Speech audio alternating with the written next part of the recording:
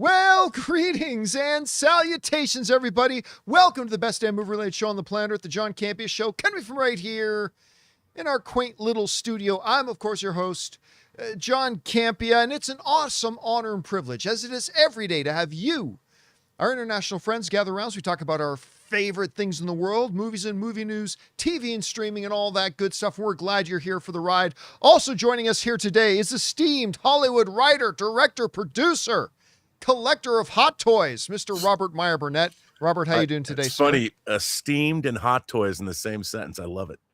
they need to be put together more. And also joining us with that esteemed Secret Wars poster in the background, right. Jonathan Voitkos here. Doom in all his glory over there. All That's right. hey, awesome looking poster. And of course, most importantly, guys, you guys are here. Thank you so much for being here and making our little show part of your day. And here's how today's show is going to go. We're going to start off by talking about a few predetermined topics we got lined up for you guys. Then in the second part of the show is when I'm going to take your live comments and questions. Now, if you have a thought, theory, opinion, question, or an issue you'd like me to address, as long as I deem it appropriate to be addressed on the show, you can go ahead and fire it on into the super chat. So you have to be watching live in order to do that. And as long as I deem it appropriate, I'll get around to it in the second half of the show. Now, I'm going to let you know the you guys have already filled them up. It's filled up. So I'm going to leave them on for a few more minutes. So if you guys do have a thought, theory, opinion, question, or whatever, or an observation, you've got a few minutes left to send it in, but then I'm going to have to turn them off in just a couple of minutes. All right, let me see if I can do this. And yes, we can. All right, let's get things started off here today, shall we, guys? And today we're going to start off with this. Well, you guys may have heard, we've been talking about it a little bit. There's been a lot of whispers, some talking about a Jimmy Olsen and Gorilla Grodd show. And, you know, I've kind of been, are we really going to have Jimmy Olsen in 3 different things before we ever get Batman? Are we literally going to have Jimmy Olsen in 3 different things before we get Wonder Woman? And you guys have known my thoughts on that. But today, the official announcement came out, and I have to admit, I am a little bit more intrigued. Variety is here reporting that the official title is now officially greenlit. HBO has officially put in the series order, and it is called The People vs. Gorilla Grodd. As a mockumentary series set at HBO Max, Skylar Gisondo and Jimmy Tatro are going to be starring in it. Now, of course, Skylar plays Jimmy Olsen, and Jimmy, he's been in a bunch of things recently, but of course he got his big breakout thing in American Vandal, which is not the only connection to this. But listen to this. HBO Max is officially moving forward with their DC Studios mockumentary series now titled The People vs. Gorilla Grodd. The show was first officially reported back in November of 2025, but now HBO Max has given the show an 8-episode order. Now, this is where it gets interesting. The log line for the show states, a super intelligent ape being played by Tatro is convicted of murdering his father, the king of Gorilla City. In an 8-part true crime docuseries, the Daily Planet's Jimmy Olsen reopens the case, investigating whether Gorilla Grodd was wrongfully convicted in one of Metropolis's most famous murder trials. Okay, look, everything I said before, guys, about it feels very wrong that we're literally going to have a Jimmy Olsen character in Superman, in People vs. Gorilla Grodd, in Man of Tomorrow, before we even get Batman in the universe. I mean, there's just something off about that. And I don't change my thought on that. However, when you realize that this is going to be showrun by the 2 guys who created American Vandal, which was amazing. American Vandal was so funny and so good. And it played on that whole true crime wave. Like, what was the main one? That main one that got everybody interested, and it was that that kid who got convicted of murdering his girlfriend, but they're revisiting whether or not he actually did it. I can't remember the name of it. I'm sure a lot of you guys in the live chat remember. It was like the most famous podcast in the world for a while. But anyway, American Vandal was kind of a play on that. And for them to bring this into the world of DC, I'm not going to lie, guys. I kind of low-key love this. Again, I'm not taking away any of the stuff that I said before about the fact that, listen, we're getting an awful lot of projects here before we even have 2 of the 3 Trinity members in the DCU, like TikTok, everybody. But if you were to ask me in a vacuum, the creators of American Vandal doing a mockumentary true crime docuseries of one of Metropolis's most intrepid reporters reopening a murder cold case that saw Gorilla Grodd be convicted and diving in and investigating that in a vacuum, I would say hell yes. Yes, all of this. Listen, if I'm going to be honest, this just sounds like a straight up fantastic idea. I think it sounds wildly entertaining. Again, that does not take away any of my previous feelings that, that we should be getting Batman going before a Jimmy Olsen show. We should be getting Wonder Woman going before a Jimmy Olsen show. Maybe meet Flash, maybe meet Cyborg, maybe meet Aquaman. I don't know. But this by itself in this vacuum, I think sounds absolutely wonderful. Like I like it way more than what I thought it was going to be, which was a traditional narrative procedural show, mockumentary style docuseries about a crime that Jimmy Olsen doesn't think Gorilla Grodd committed.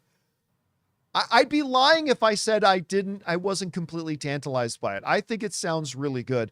Anyway, Rob, we've been talking about this, the idea of doing Jimmy Olsen and Gorilla Grodd show, which still is a bit of a head scratcher in general, I admit. But I got to say, I love the sounds of this. I don't know. You finally got to read the log line today like I did. What do you make of it? Well, again, it's certainly a high wire act in terms of writing. And I think they've got the right people involved to do it. But, I hope it doesn't descend into, it's kind of like what I hoped would happen with She-Hulk. I wanted to see a comedic show set in the MCU that would deal with what are the legal ramifications of metahumans running around doing all kinds of things.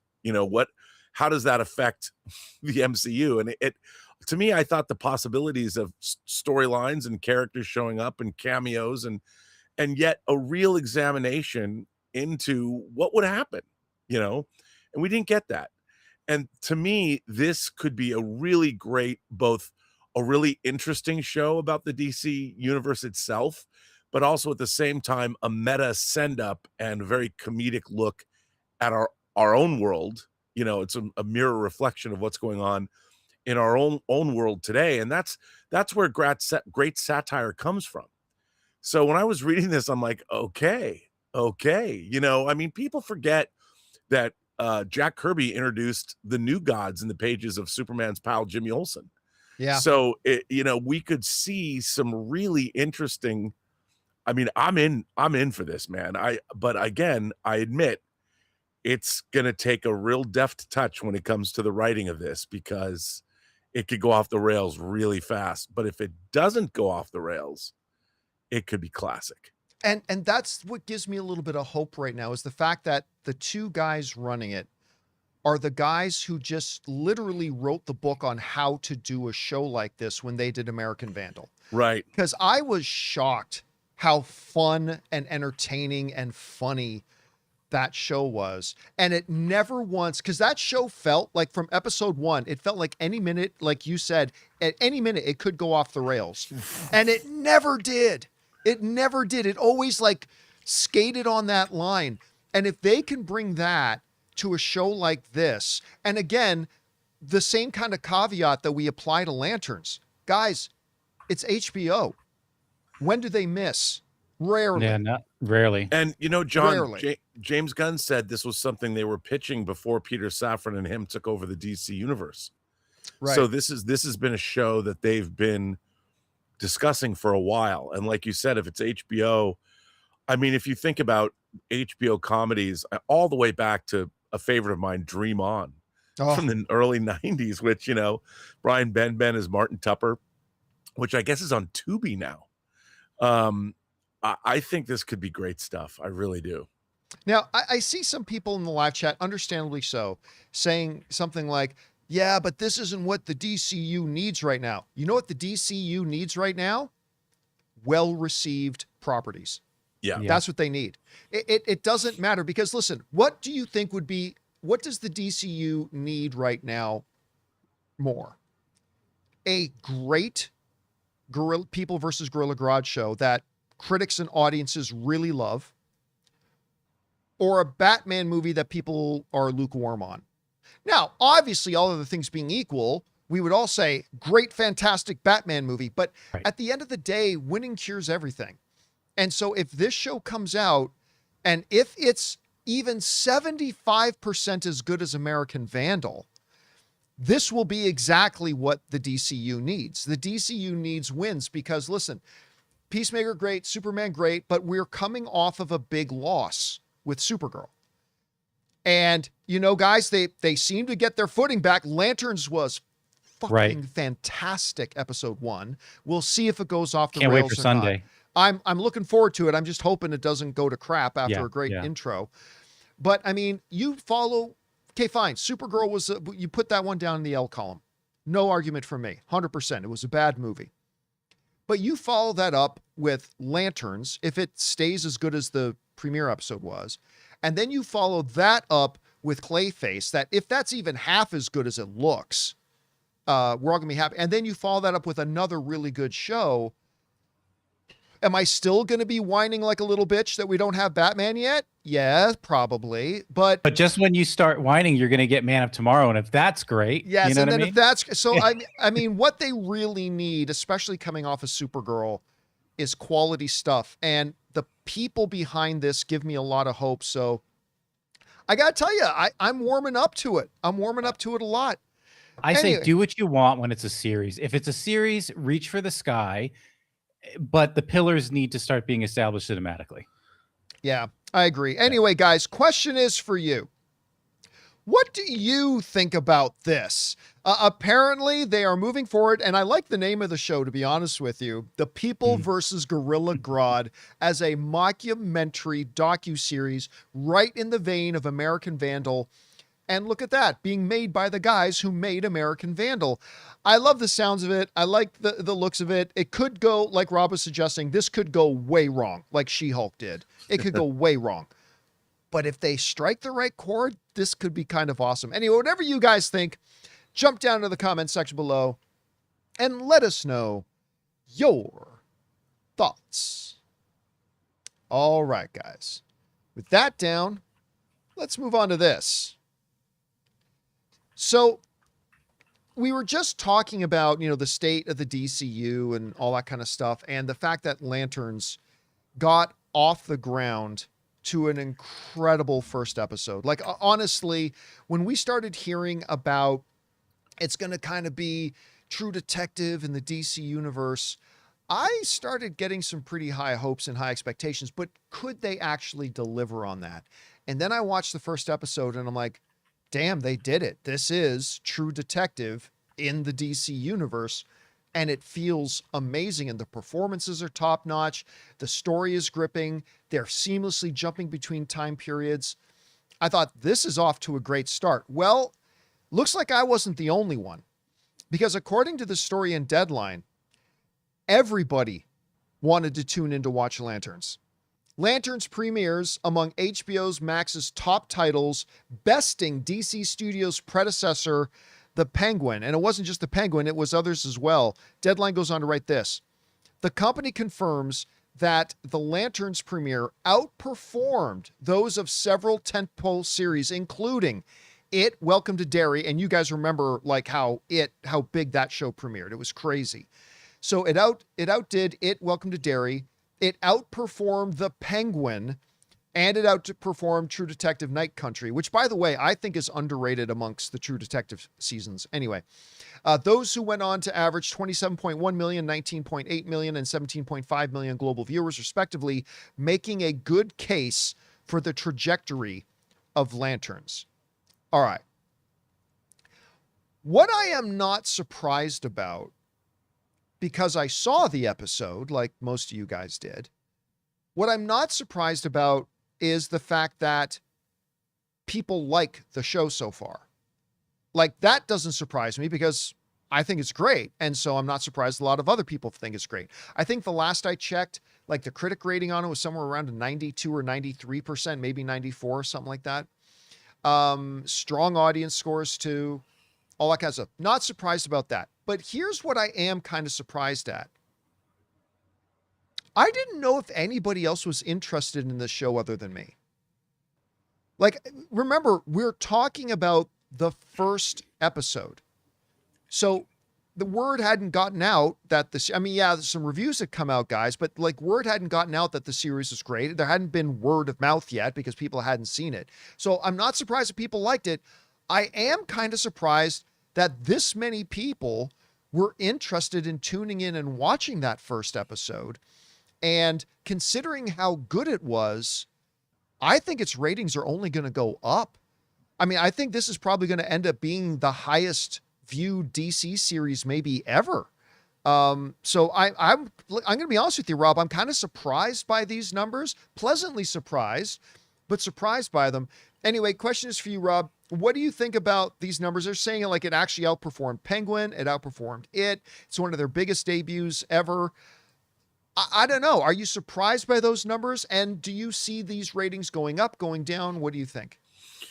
Well, look, first of all, I think people forget that they've got two great marquee draws in Kyle Chandler and Aaron Pierre. Yeah. Aaron Pierre's coming off of Rebel Ridge, and that movie did very well, and people loved him in that because he kicked ass.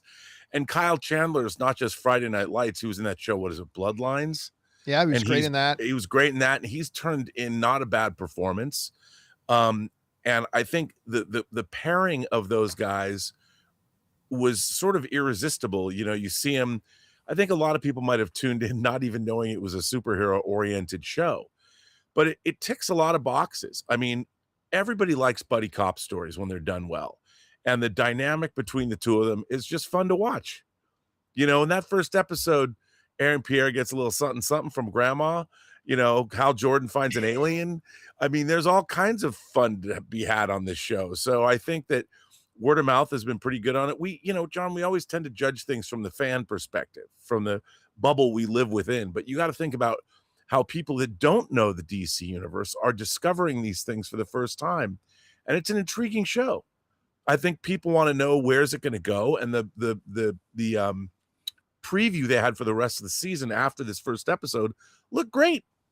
So I don't think, put aside what you as a fan wanted from a Green Lantern series, and you have to judge this on what it is. Now, there's a lot of people that don't like it, and they've got a lot of valid criticisms, but I liked it as a lifelong Green Lantern fan, and I was really entertained.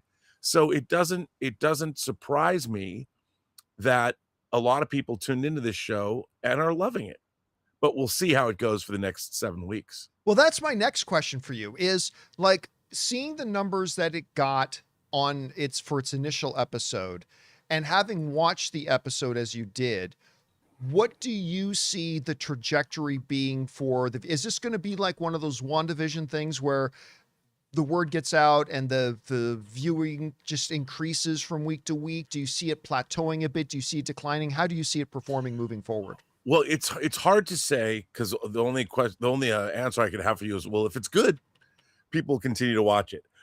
It looks like it's going to be good for me. I think that you've got gold in the relationship between the two of them.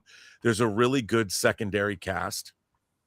There's all kinds of interesting stuff going on. And at the end of the day, it's also a mystery. So I think people are going to want to know, well, what the hell is going on in this town? So yeah. I think that we'll know a lot on Sunday night when the second episode is aired. But I'm optimistic that the show is going to do quite well. Because if it does, I wouldn't mind seeing more DC characters treated not to this specific take, but shown in a more mature, grounded light. So I'm looking forward to it. I think it's going to do well. And to talk about the mystery of it, I mean, I've already seen 5,000 theories about the ending of episode 1. Like, Right. people are engaging. And, you know, here's the thing, Rob, like you mentioned that there's a bunch of people who don't like it. I don't know, man. The numbers say there's not that many people who don't like it. Right. I mean, obviously there's some, because it's art. Art's going to hit everybody differently. So they're just naturally, there's going to be some people who watch it and say, this doesn't work for me. And that's totally fair. But I'm actually kind of surprised about how well this thing has been received. And again, I'm kind of surprised by the numbers we got already. Anyway, guys, question is for you. What do you think about this? Lanterns, I mean, is good. We knew that, but I'm kind of surprised by how many people decided to tune in to watch episode 1. Did you watch episode 1? What do you think is going to happen to the viewership numbers going forward? Was that big debut just a flash in the pan because people were curious? Or do you think it's going to grow from here? Whatever you guys think, jump down to the comment section below and let us know your thoughts. All right, guys. With that down, let's move on to this, shall we? I don't think it's a big hot take, and I don't think it's that much of a stretch to say it's pretty much universally agreed upon that the best drama on series TV right now is The Pitt. I mean, not only are viewers obsessed with it and winning all the awards, but I've gone to a couple of Paley Fest events, guys. You know those things are where all the TV people get together. And the couple that we've gone to, the producers and stars who are on the stage, when they get around to the question of what are you watching right now, everybody's like, The Pitt. I'm obsessed with The Pitt. Like every single one of them. I remember I was at the Paley Fest event for Shrinking. And, one of the guys from Shrinking is now on The Pitt as well. He's on both. And like the showrunner of Shrinking is like, just get me an invite to see the advanced screener. Get me something. Get me in touch with somebody on the show. Like even people in the television industry are completely obsessed with The Pitt. Anyway, it had a great first season. Then could it follow up with season 2? My God, season 2 was probably even better. And now, even though it's not coming out till January, they want to remind you they're coming back because they kind of surprised a lot of people by dropping their first trailer for season 3. Of course, you remember at the end of season 2, Dr. Robbie leaves for a sabbatical, and we now see him coming back and talking about he didn't realize it would be this hard in the trailer. But here's the thing about The Pitt and about this trailer for The Pitt. It stressed me the F out. As it should. Oh my God, even just watching the trailer in all the best ways, I was getting so stressed out. And you know what? It would be easy for a show to go, let's just be a shock show where, we'll show it's in an emergency room so we can show a lot of gross things. Or they can go, hey, let's just go real drama. Or they go, oh, let's make it a real character show. The Pitt has found a way to be all of it all at once. It is incredible characters. Like the characters are all so unique and contrast so well and all have great depth. The stories that they're dropping these characters in are emotionally compelling. And I get like that one story we talked about already, the storyline last season about the mom who was dying and she had her kids there and like, but like, I feel like almost every single one of the storylines that they drop their characters in are compelling. And then on top of all that, they give you the gratuity factor of like, oh my God, they just sawed through that guy's leg. And like, and as a cherry on top, about 4 or 5 or 6 times through each episode, I'm legitimately laughing out loud. Like it can be, when it wants to be, legitimately funny, which brilliantly breaks up that heaviness that is so inherent to the show that they know every once in a while they pepper in these really good laughs to kind of let you breathe for a second.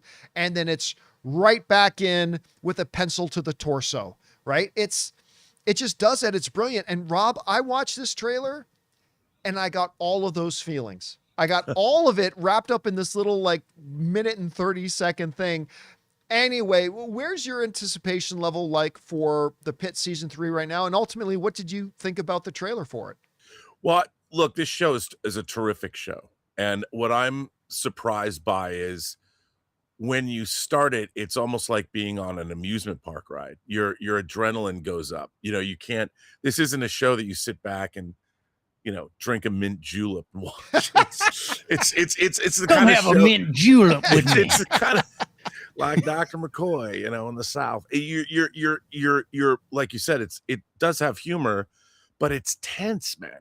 I mean, the camera's always moving around, nothing's stopping, and you know that there's always going to be some calamity around the next corner.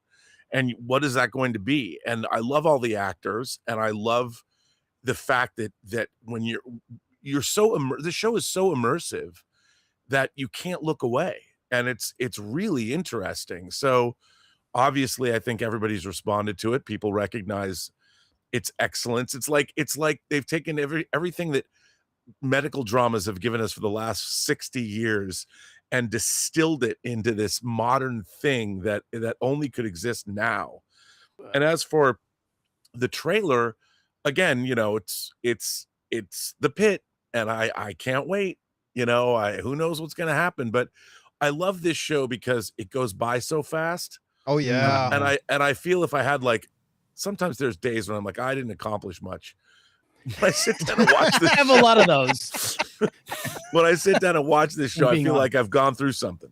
So every episode makes me feel better about my life. It is one of those shows where, I mean, it's one of the 5 or 6 shows that Ann and I make sure we watch together. But every time the screen goes black and the first credit comes up, we're like, what? Wait, it's over? It's over? Like, there's not, like, Shogun did that to me. Yeah. And not a lot of shows do, but this is one of the ones that do that. Every time the episode's over, you're like, no. Like you just hanging on wanting to see it next. And I know, Jonathan, is this a show you've been watching? Yeah, and you know, I was going to say, just kind of going off of Rob, what he was saying, you actually nailed it perfectly when you said it's a show for our time and it feels so real. I mean, to steal your term, it's not really your term, but you use it a lot, the verisimilitude of it all. Yeah. Do you guys remember the movie The Proposition with Guy Pearce? Oh, yes. Oh, yeah. So it's a weird comparison, but Dennis Zen, and I agree with him. Dennis Zen used to say that movie was so real that you felt like you could smell the cowboys, the characters, and everything around it. You literally feel like you can smell the stress off of the people in the pit. Yeah. And like you can smell, like, it's so real. You feel so in that hospital. You can get all of the senses into it. The way they do that is incredible. So you feel like you're just pinned in there with them. It's incredible. And by the way, I forget what the episode count has been. What's it been? 13, 14, 15, something like that. And look at that, streaming world. They're able to put out a new season every year. Every year. Yeah. I thought that wasn't possible. Anyway, I just love this show so much, and I'm so happy that we're getting our first glimpses of it. Anyway, guys, question is for you. What did you think about this first trailer for The Pitt Season 3? If you're not watching this show, I mean, look, again, it's art. It's not going to be for everybody. Maybe it won't be for you, but I think there's a good chance you'll like it. You should go check it out. Whatever you guys thought about the trailer, jump down to the comment section below and let us know your thoughts. All right, guys. With that down, let's move on to this, shall we? Well, in another kind of new element being brought to the entire Paramount Warner Brothers potential merger lawsuit, maybe there will be a merger, maybe they won't be, sort of thing. The LA County decided to commission a report by an independent third-party firm looking at what would the economic impact be on LA and in California should Paramount and the Warner Brothers merger go through.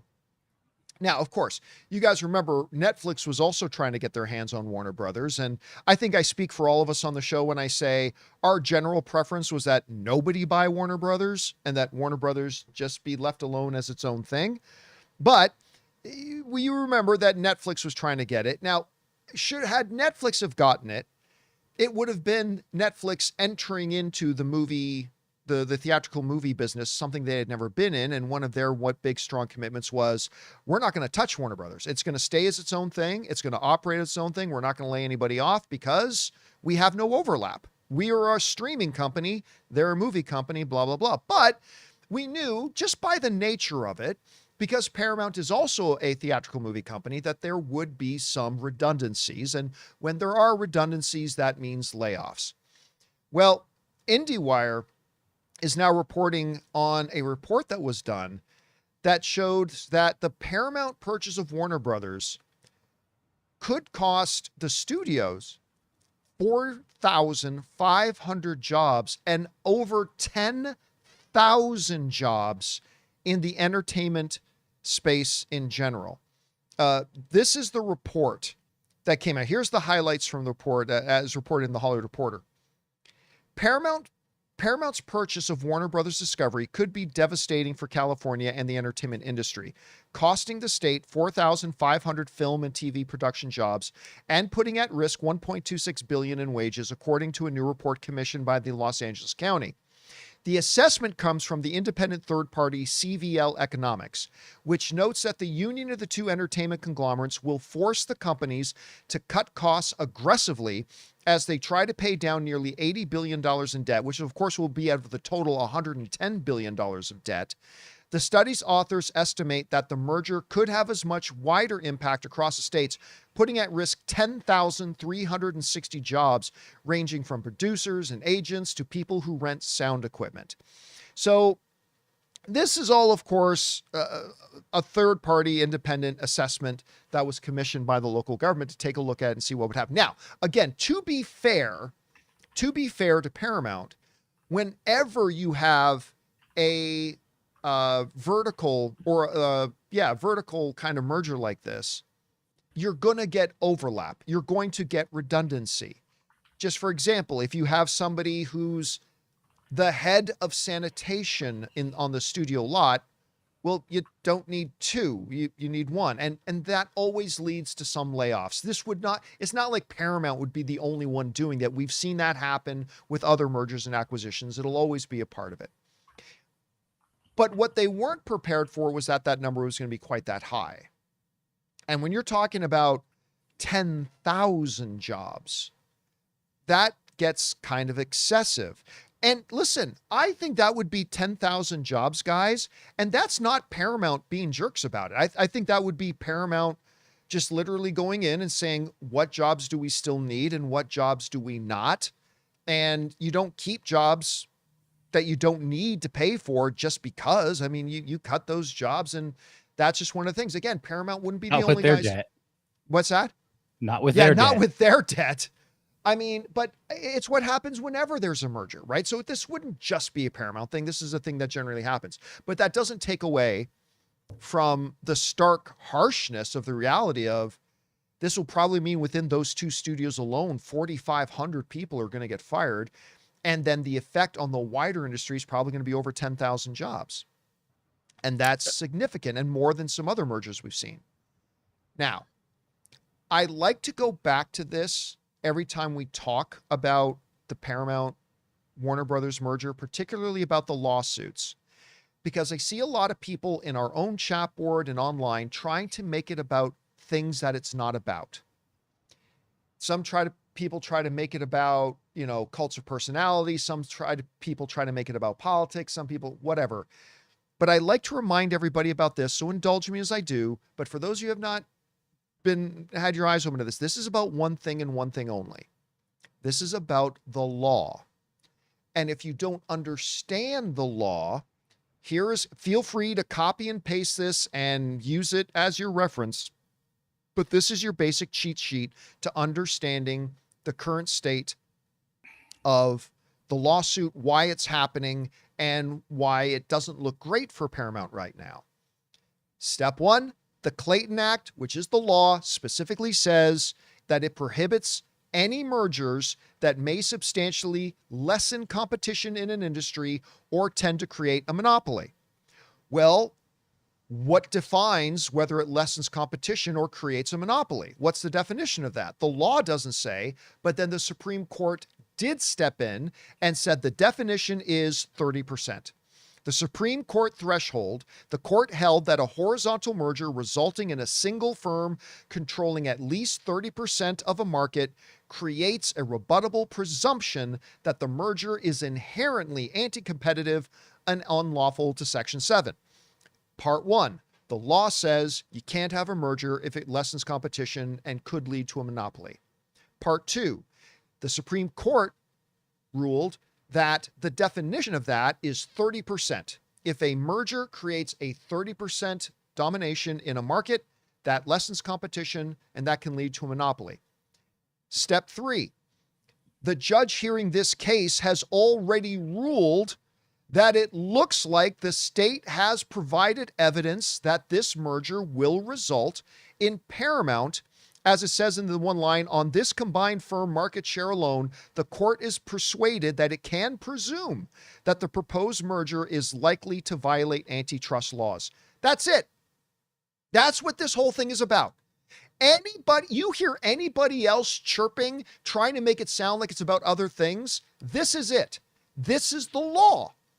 The law says can't have a merger if it creates anti-competitiveness. The Supreme Court said the definition of that is 30%, and a judge has already ruled, yep, it looks like this merger is going to create more than a 30%, which ergo violates the law. That's all this is about. Now, they're still trying to see if they can settle this, and I hope they do.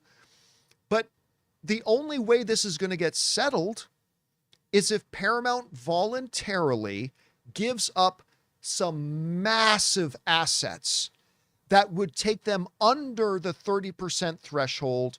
So whether that means giving up HBO Max, whether that means giving up all the TV networks, not just one of them, all of them, whether that means keeping everything else but giving up Warner Brothers Pictures, they're going to have to give up something. Settlement means you got to give up something.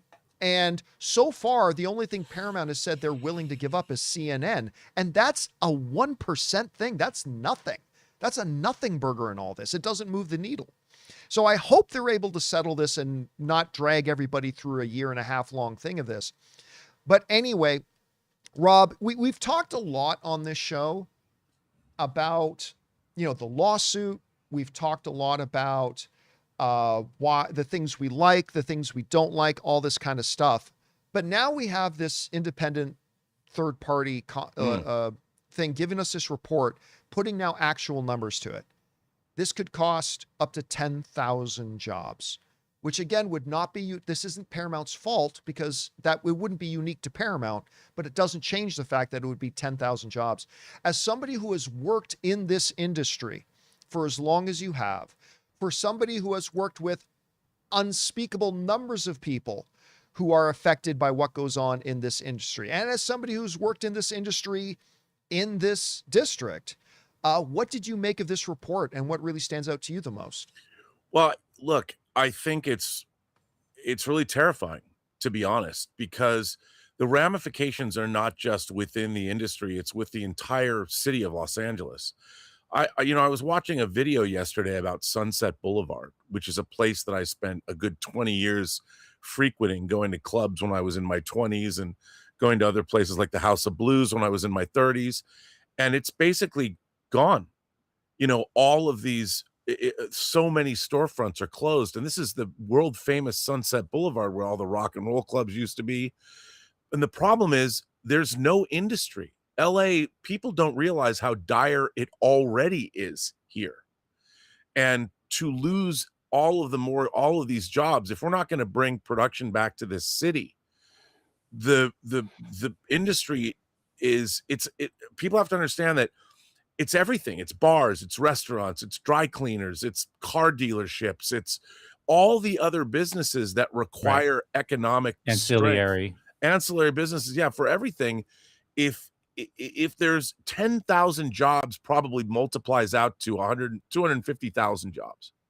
I wouldn't be surprised that every one person out of work, that's 25 more people that are out of work because of all the different. Go ahead. I'm sorry, Jonathan. No. And to your point, it's just like this came off of a big promise that Paramount was in the best position to move this industry forward by what? Consolidating it and shrinking it and making fewer jobs and fewer, it's like, come on. Well, also, you think about these, you have two major film backlots. And my first regular industry job was I worked for the senior vice president of feature film production at Warner Brothers, Bill Young. And when I worked there, this is in the, 89, 90, the lot was a buzz. You know, we had 15 films going at any one time, and a lot of them were being shot on the Warner Brothers lot in Burbank, you know, and you're butting up against Universal Studios on one end. You walk a block down and there was Disney, and it was a buzz with activity. And then over the last 35 years, everything has gone to Canada, Chicago, Louisiana, Georgia. Now things are moving over to England. I mean, we're killing our industry, and it's not just the industry itself, it's everybody that benefits from a healthy economy. And LA is a city that we're a zombie city as it is. And by the way, I still see some people in the live chat going on about, guys, you got to start spreading this around. There's a myth that gets perpetuated about this. It says, well, why didn't anybody try to stop the Disney Fox merger? They did. The Department of Justice sued to stop the Disney and Fox acquisition. And what happened was they settled. How did they settle? Disney gave up a big chunk of the stuff. They gave up Fox News. They gave up tons of local networks. They gave up FS1. They gave up FS2. They gave up a lot of stuff, which is why Fox still exists. Fox is something separate and different. And the studios now called 20th Century. So again, just clarify that. They did sue to stop the Disney merger. It's just that they settled and Disney was willing to give up a big chunks to take them under the 30% threshold. That's what we're all hoping can happen now with the Paramount Warner Brother deal. Anyway, guys, whatever you think about this whole thing now, jump down into the comment section below and let us know your thoughts. All right, guys. With that down, let's move on to this, shall we? You know, I don't know if you guys, we just talked about it the other day, that new trailer for Wildwood came out, which is, of course, being directed by Travis Knight. Gorgeous trailer. Just a remarkable trailer. One of my favorite trailers of the year. Anyway, Travis Knight, who also directed Kubo and the Two Strings, directed the best live-action Transformers movie with Bumblebee.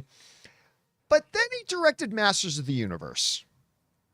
And I thought Masters of the Universe was poop. I was really excited about it, guys. Because it was Travis Knight. I was thrilled with the CinemaCon presentation they gave us a year ago, and I had high hopes for it, and I thought it was just poop. Not the worst film of the year by any stretch. It had some things going for it. I think both of you guys liked it a lot more than I did. I enjoyed it. There were just scenes that I hated in the beginning, but overall I enjoyed it. Yeah, so I mean, I thought, again, I just thought it was poop. Had some upside, but garbage. And the box office reflected that. I don't think it made 120 million at the box office. No, 113 global. 113 globally. Yeah. 113 globally. Dune 3 is going to make more than that on opening weekend, domestically. So there's that. But it got a big, robust advertising campaign. It got a lot of awareness raised. And like I said, I may not have liked it, but these two guys did, and I know a bunch of you guys did as well. And so it was really interesting to see the Hollywood Reporter put out that Masters of the Universe has debuted as the #1 streaming movie in the world. As it came out and hit. As a matter of fact, if we go down and take a look at the chart, here are the top 10 streaming movies for that time frame. By a large margin, Masters of the Universe was #1.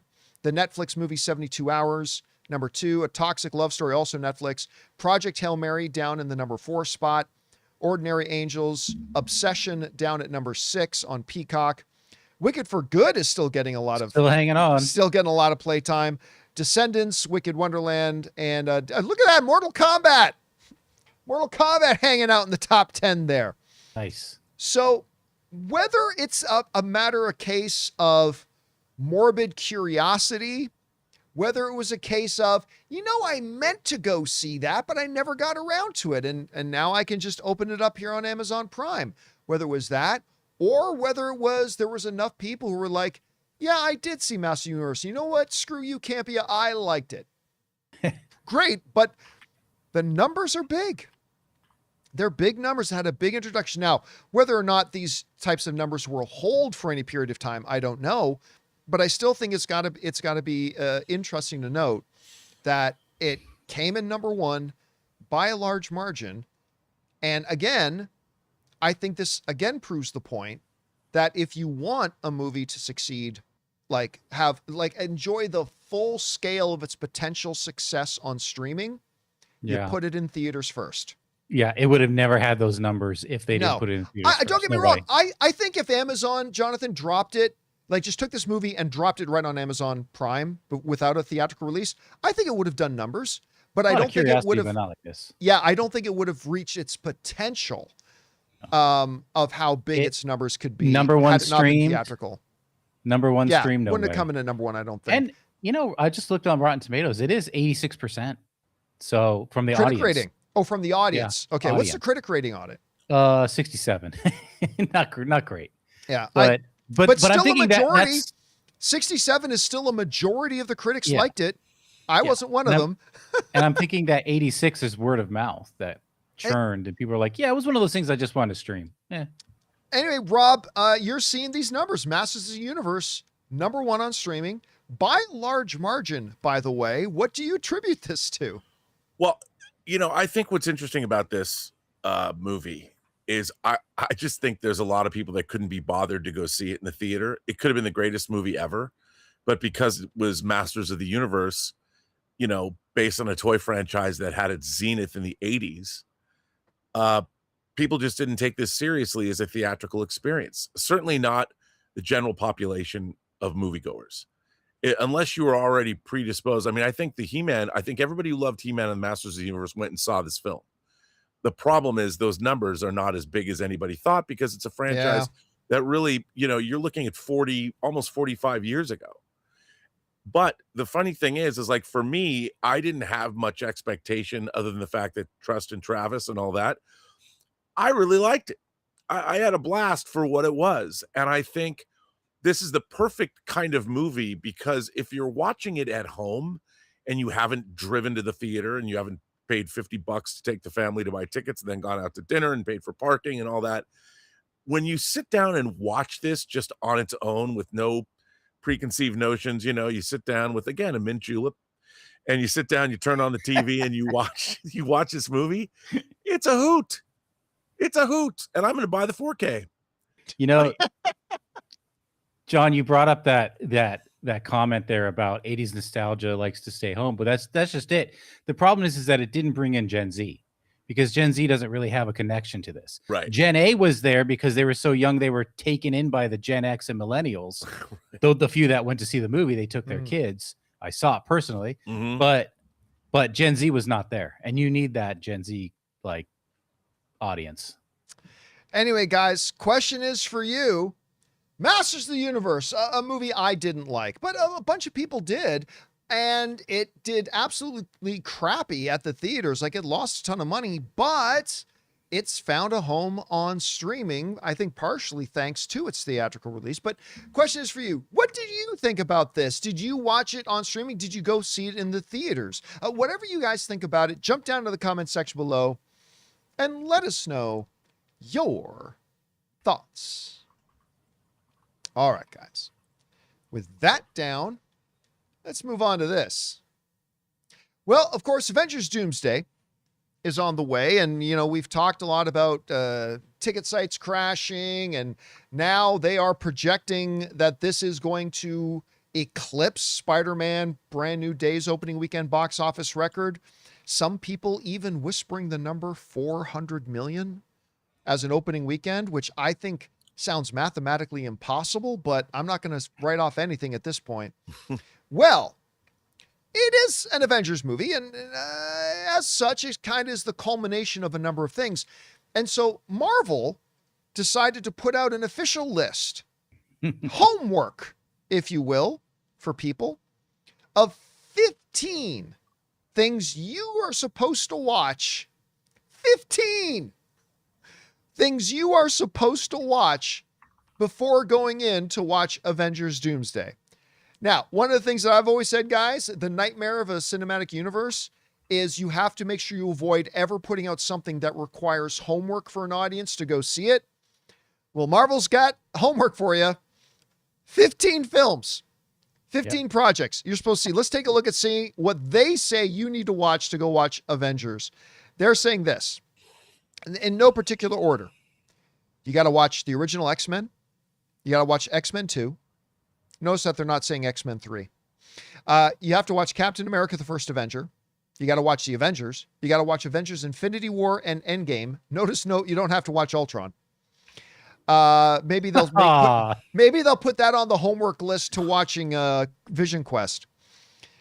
You got to watch Loki on the TV side. You got to watch Shang-Chi and the Legend of the Ten Rings. You got to watch Spider-Man No Way Home, which may or may not suggest to the audience about some people that might pop up in Doomsday, but they're saying Marvel's saying you got to watch Spider-Man No Way Home. You got to watch Black Panther Wakanda Forever. You got to watch Captain America Brave New World, which I guess you got to understand, hey, wait a minute, why is Sam wearing the shield? You got to watch Deadpool. You got to watch Deadpool and Wolverine. Interesting. Yeah.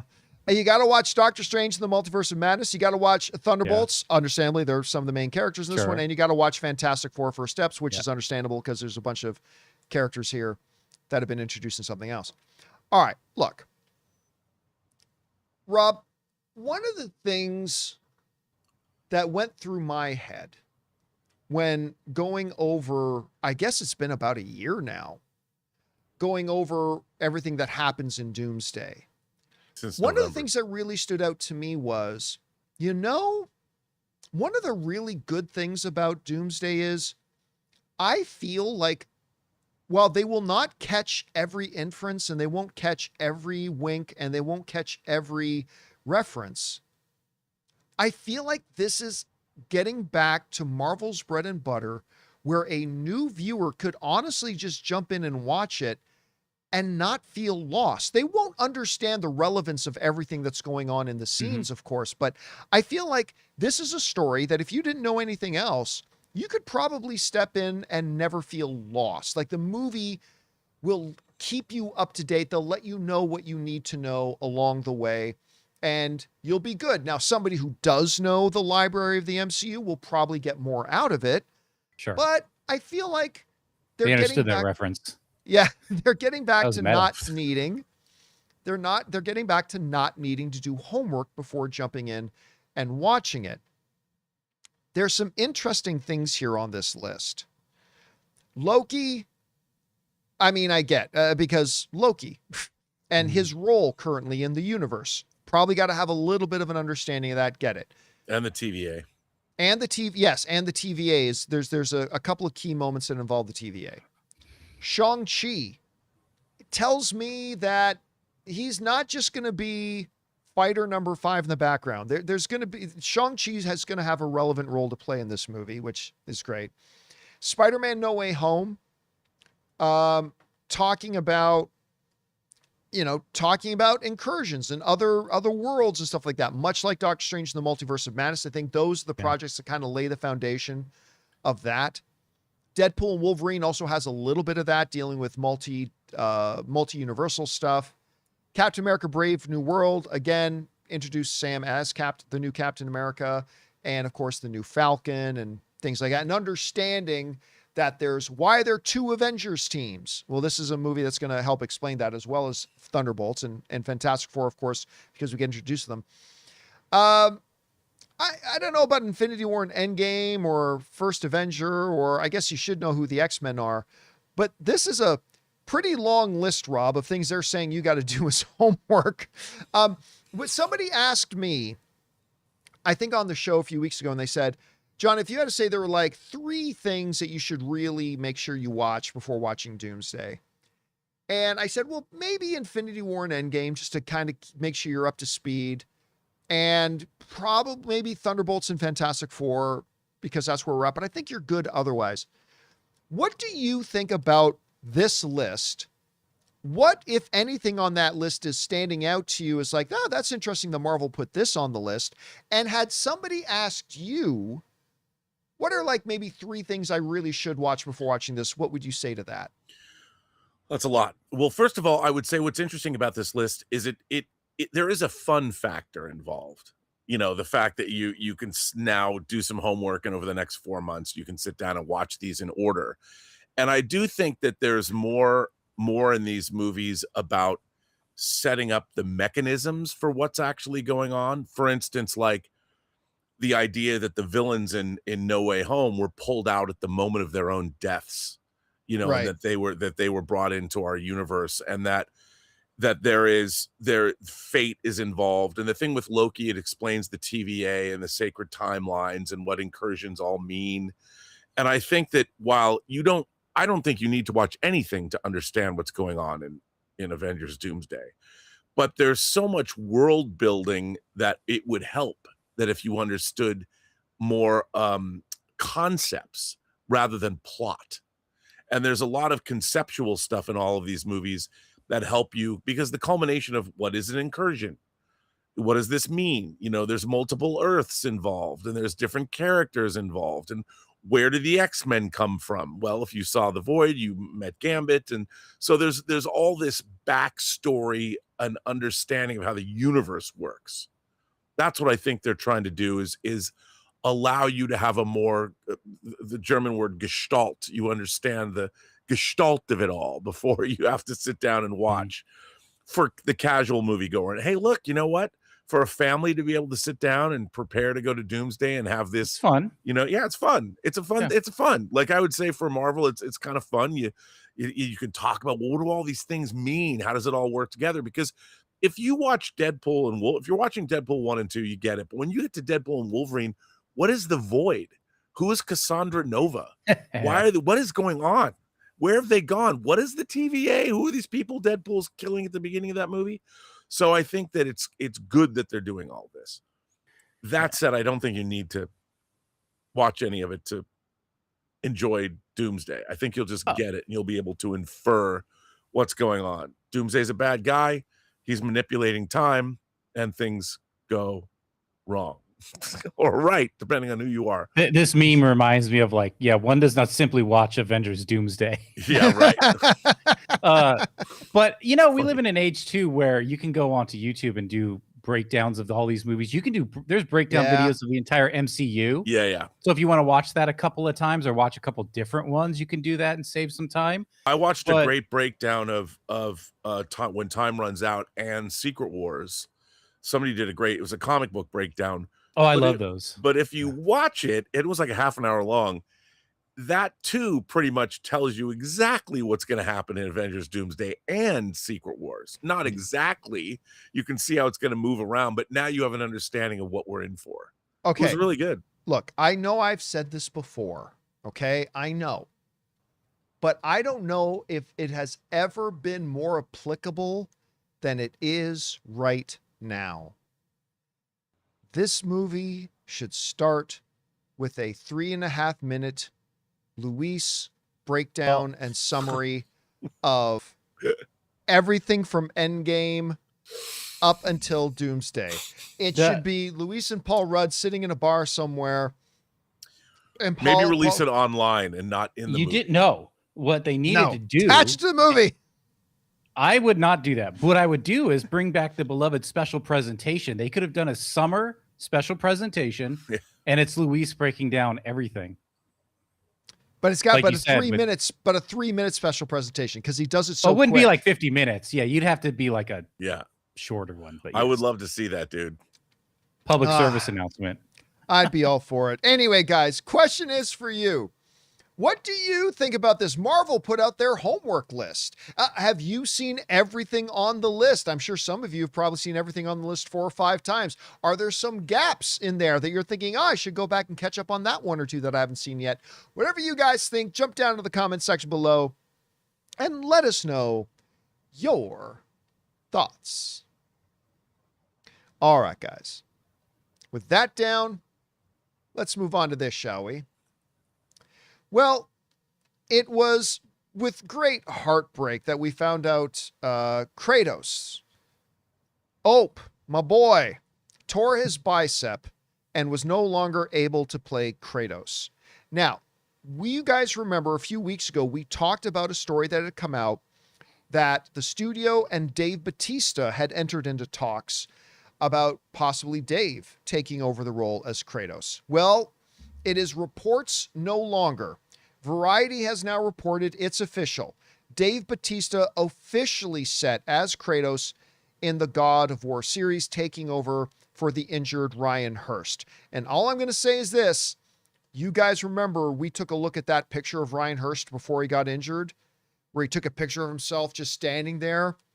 That was Kratos. Yeah. Dave, who has trimmed down a lot, has got some work to do to get himself built back up. And if anybody can do it, Dave obviously can. Anyway, the folks over at Variety wrote the following. Dave Bautista is officially taking up the mantle of the God of War. Variety has learned that the actor is now set to lead the Amazon Prime Video TV series based on the video game franchise in the role of Kratos. It was originally reported earlier this month that Bautista was in talks to play the role after Ryan Hurst, who was announced as Kratos in January of 2026, suffered a torn bicep on set that required surgery and would have delayed restarting production well into 2027. It was a minimum a year it was going to be before he could get back into it. It was announced shortly thereafter that Amazon and Sony, which is co-producing, were recasting the part. All right.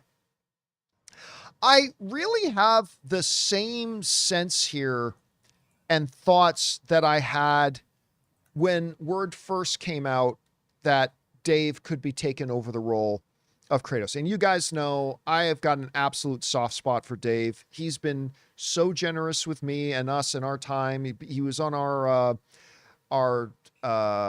Hurricane Typhoon fundraiser with us. He's like, I went to go visit with him on set of one or two of his movies. He's an absolute golden guy. So I thought, you know what, as a replacement for Ryan Hurst, I don't know you can do a lot better. I don't know if you could do a lot better. I mean, there's that one guy from Reacher who played Paulie on Reacher. Oh yeah. Who I don't know. But I if mean, you've he's massive. Have you compared to that seen- little kid? Have you seen his cosplay as Kratos? Because Yes, he but- goes around cosplaying as Kratos, and it's like, okay, yeah, that is Kratos brought to life. But I don't know that he's a good enough actor at this point to lead a television series. All that being said, my general thoughts on it, though, are this. I do still wish it was Ryan Hurst. He definitely got the body for it. I mean, it's all that. But more importantly than that, while I believe Dave has become a significantly better actor than he was when he started out with Guardians of the Galaxy, like he's become a significantly better actor than he was back then, I still feel it's not even that close. Ryan Hurst is a better actor. I mean, you just have to look at Ryan's body of work. He is a true, legit, dyed-in-the-wool screen actor. And I think he would have been the better guy to play the role because he's just a little bit of a better actor than Dave is right now. That being said, I think Dave is a great backup choice. I think he will do well for the role. But again, one of the big questions that a lot of people brought up, and I think is still a question that's out there, even in this picture you can see, he's trimmed down a lot. Dave Bautista is not the beast that he used to be in the WWE, right? He's not the same guy that he was physically. He's not the same guy that he was in that first Guardians of the Galaxy movie. Now, the thing that's working in his favor is, of course, is genetically speaking, his body knows how to carry that kind of weight. His body is used to carrying that kind of muscle. And I don't doubt that he could probably regain a lot of that easier than you or I could. But it is one of the big questions that even the biggest of Dave Bautista fans I saw have a little bit of a question mark on it. It's like, hey man, you've trimmed down a lot. Can he put back on that? Because if he wants to get close to the way Ryan was looking, he's going to have to put on another 30. He's going to have to put on 30. Yeah. And that's not easy for anybody, particularly a guy, and he's still relatively young, yes, but a guy the age of Dave Bautista. who I can't remember exactly how old he is, but he's in I his think 50s. someone said 57. Is he I'm gonna check that. 57? Yeah, double gonna look check it that. I know he's in He's his 50s. 57. He Okay. is 57. Yeah, a guy who's 57 years old, it gets harder and harder to do that. It can be done. And again, Dave's got the genetics for it. But it's going to be really interesting to see how well he's able to fill out that bodysuit, man. So, but it's good. I would have still preferred Ryan, but he got injured. I understand. Dave Bautista seems just like the logical choice for the next man up to play it. And quite frankly, I'm not worried about it at all. I think he's going to do a very good job playing the role. I think we're going to see the next stage in the evolution of Dave Bautista as an actor. And again, the only question I carry is the one that a lot of people do about, can he get back into that physical shape at this point? Anyway, Rob, it's now official. It's Dave Bautista. He's the guy. It's been whispered. It's been talked about. The reports came out that they were in talks.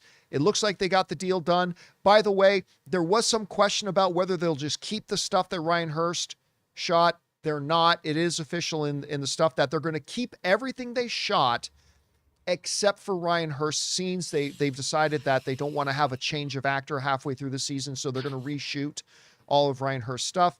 Anyway, Rob, how do you feel about Dave Bautista now being our Kratos? Well, I like Dave Bautista. And as you've said, I think he's actually come a long way as an actor. Like, I don't know if you saw, there was some shorts of his character from the beginning from Blade Runner 2049. And then he was obviously in the beginning of that movie because they recreated a scene that was supposed to be the original Blade Runner.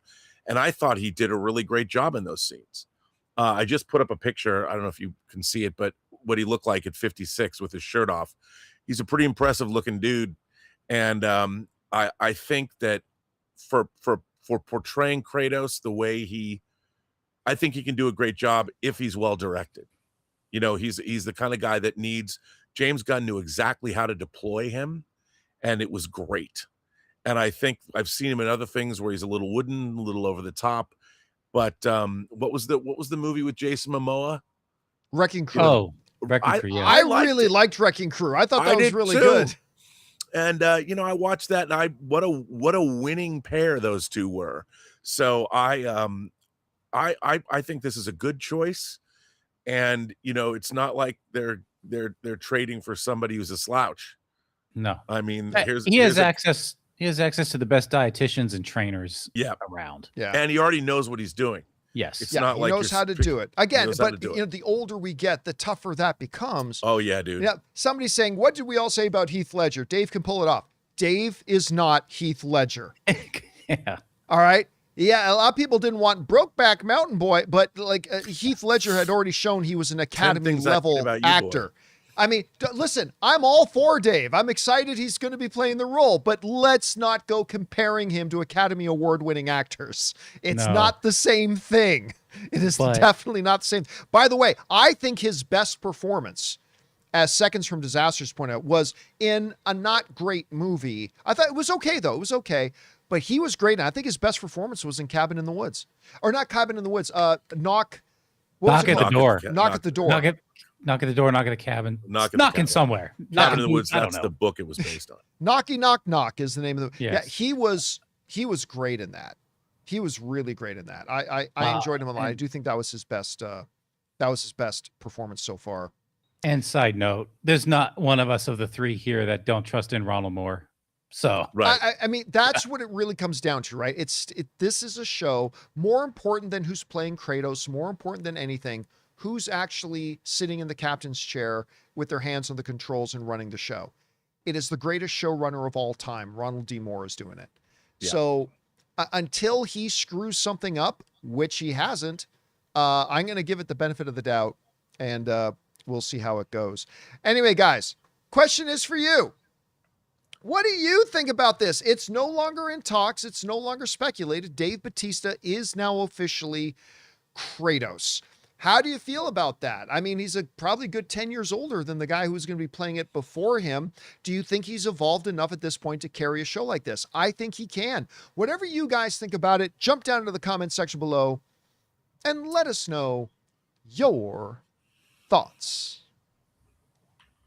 All right, guys. With that all down, it's time for us to move on to the most important part of our show, which is, of course, taking your live comments and questions. But before we do, we're going to bid good afternoon to writer, director, producer Robert Meyer Burnett. Great job as always, my friend. We'll talk to you later. Thank you, sir. Yes, you will talk to me later. And, of course, our technical director, Jonathan Voico. Great job as always, man. We'll talk to you next week. Yep. See you guys later. All right, guys. That all said and down now, let's move over and start taking your live questions. Just so you know, I did turn off the super chats a while ago because there's an awful lot of them in there, and I'm going to see if I can find the actual start of them all because there's a ton. Let me get my headphones off here. All right. Let's get into it here, shall we? And I believe we are starting off with Robert Presser. And Robert Presser writes, so happy you're officially coming to Charlotte. Yeah, we're going to be stopping in Charlotte, North Carolina. Just asking ahead of time if you would sign my Jumper DVD. It's still a fun movie, in my opinion, like The One. By the way, the company I was working for, when I worked in visual effects, with a visual effects company, one of the movies we worked on was Jet Li's The One. Yeah, that was one of the ones we were. And yes, I will autograph that if you bring it with you to the meetup, Robert. All right, Ryan Gregor writes, hey, John, on Tuesday this week, I got my tickets to Dune Part 3 in 70mm on Friday, December 18th in IMAX. Nice. Then the next day, I'm seeing Avengers Doomsday. I'm telling you guys, you don't have to go see both of them on the same day. This is going to be a weekend. If the movies are as good, both Dune 3 and Avengers Doomsday, if the movies are as good as we think they're going to be, this is going to be like a lifetime event for us as filmmakers. This is going to be a lifetime kind of weekend. I cannot wait, and I'm glad you got your tickets, man. All right, Robert writes again, I think Henry would be a great Hank McCoy, Beast, or Dracula if they ever do Blade. Plus, it'd be fun to see him play a scientist. The reason I don't like the idea of him playing Hank is I don't want him to be covered up in makeup most of the time. Dracula, maybe I could see him as a villain as Dracula. Hank McCoy wouldn't be my first pick though. I think I would have about 7 or 8, but at the end of the day, Robert, it's just about putting great actors in roles. And if you did, I think Henry's a great actor, obviously. So put him in any of those roles and I think he'd be great. All right, next up, Ben sends in a $20 super chat. Thank you, Ben, for supporting us in that level, man. And Ben writes, I don't know if you remember, John, but in the Guardians Christmas special from 2022, when Drax and Mantis were on Earth, well, this is the God of War reference, right? People taking pics with him. One of the people said about Drax, we got a picture with the God of War.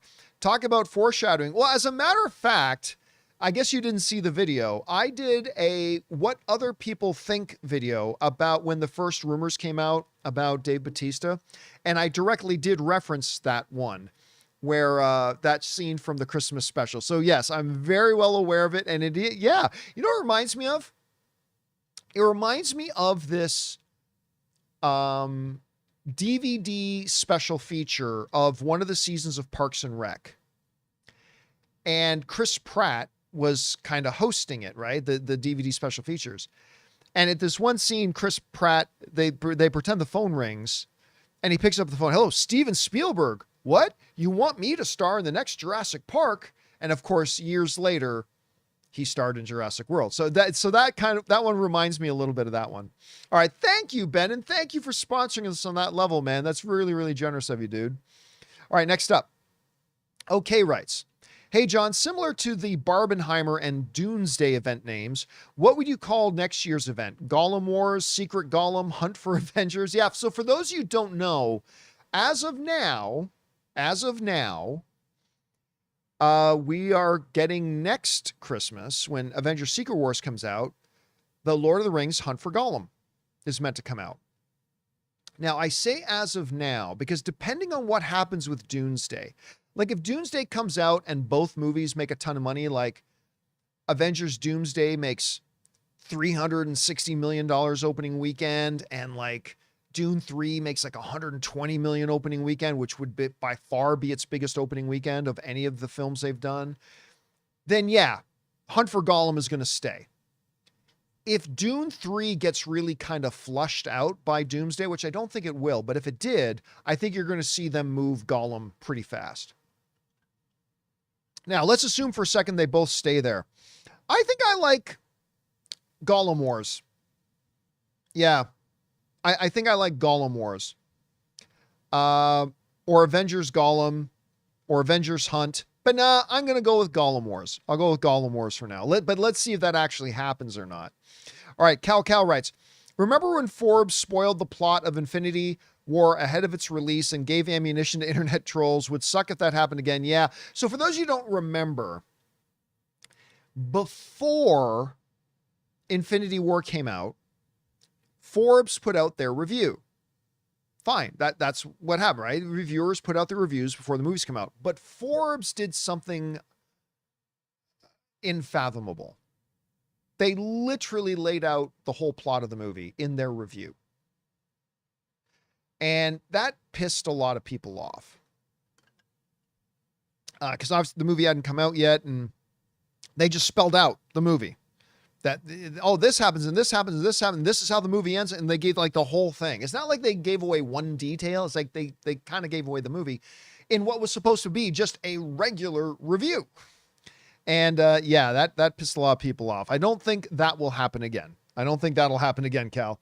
GKB writes, humans are wonderful.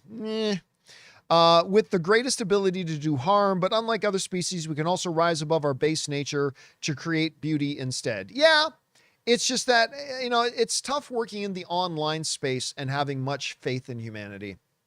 Because, like, I daily see the absolute gutter-dwelling worst of the bottom-feeding chuds, like, every day. Like, it's just crazy. But yes, the unique thing about humanity is the capacity for something better.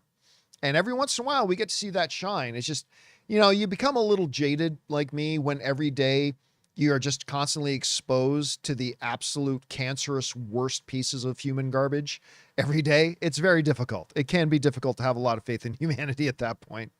All right. Nicholas writes, greetings, John. For your movie meetup, you should go to San Antonio. Nope, not doing San Antonio. And visit Alamo and Riverwalk. The reason I'm not going to do San Antonio is because most states I visit, I just do one city. I've already done two in Texas, right? We did Dallas, we did Austin,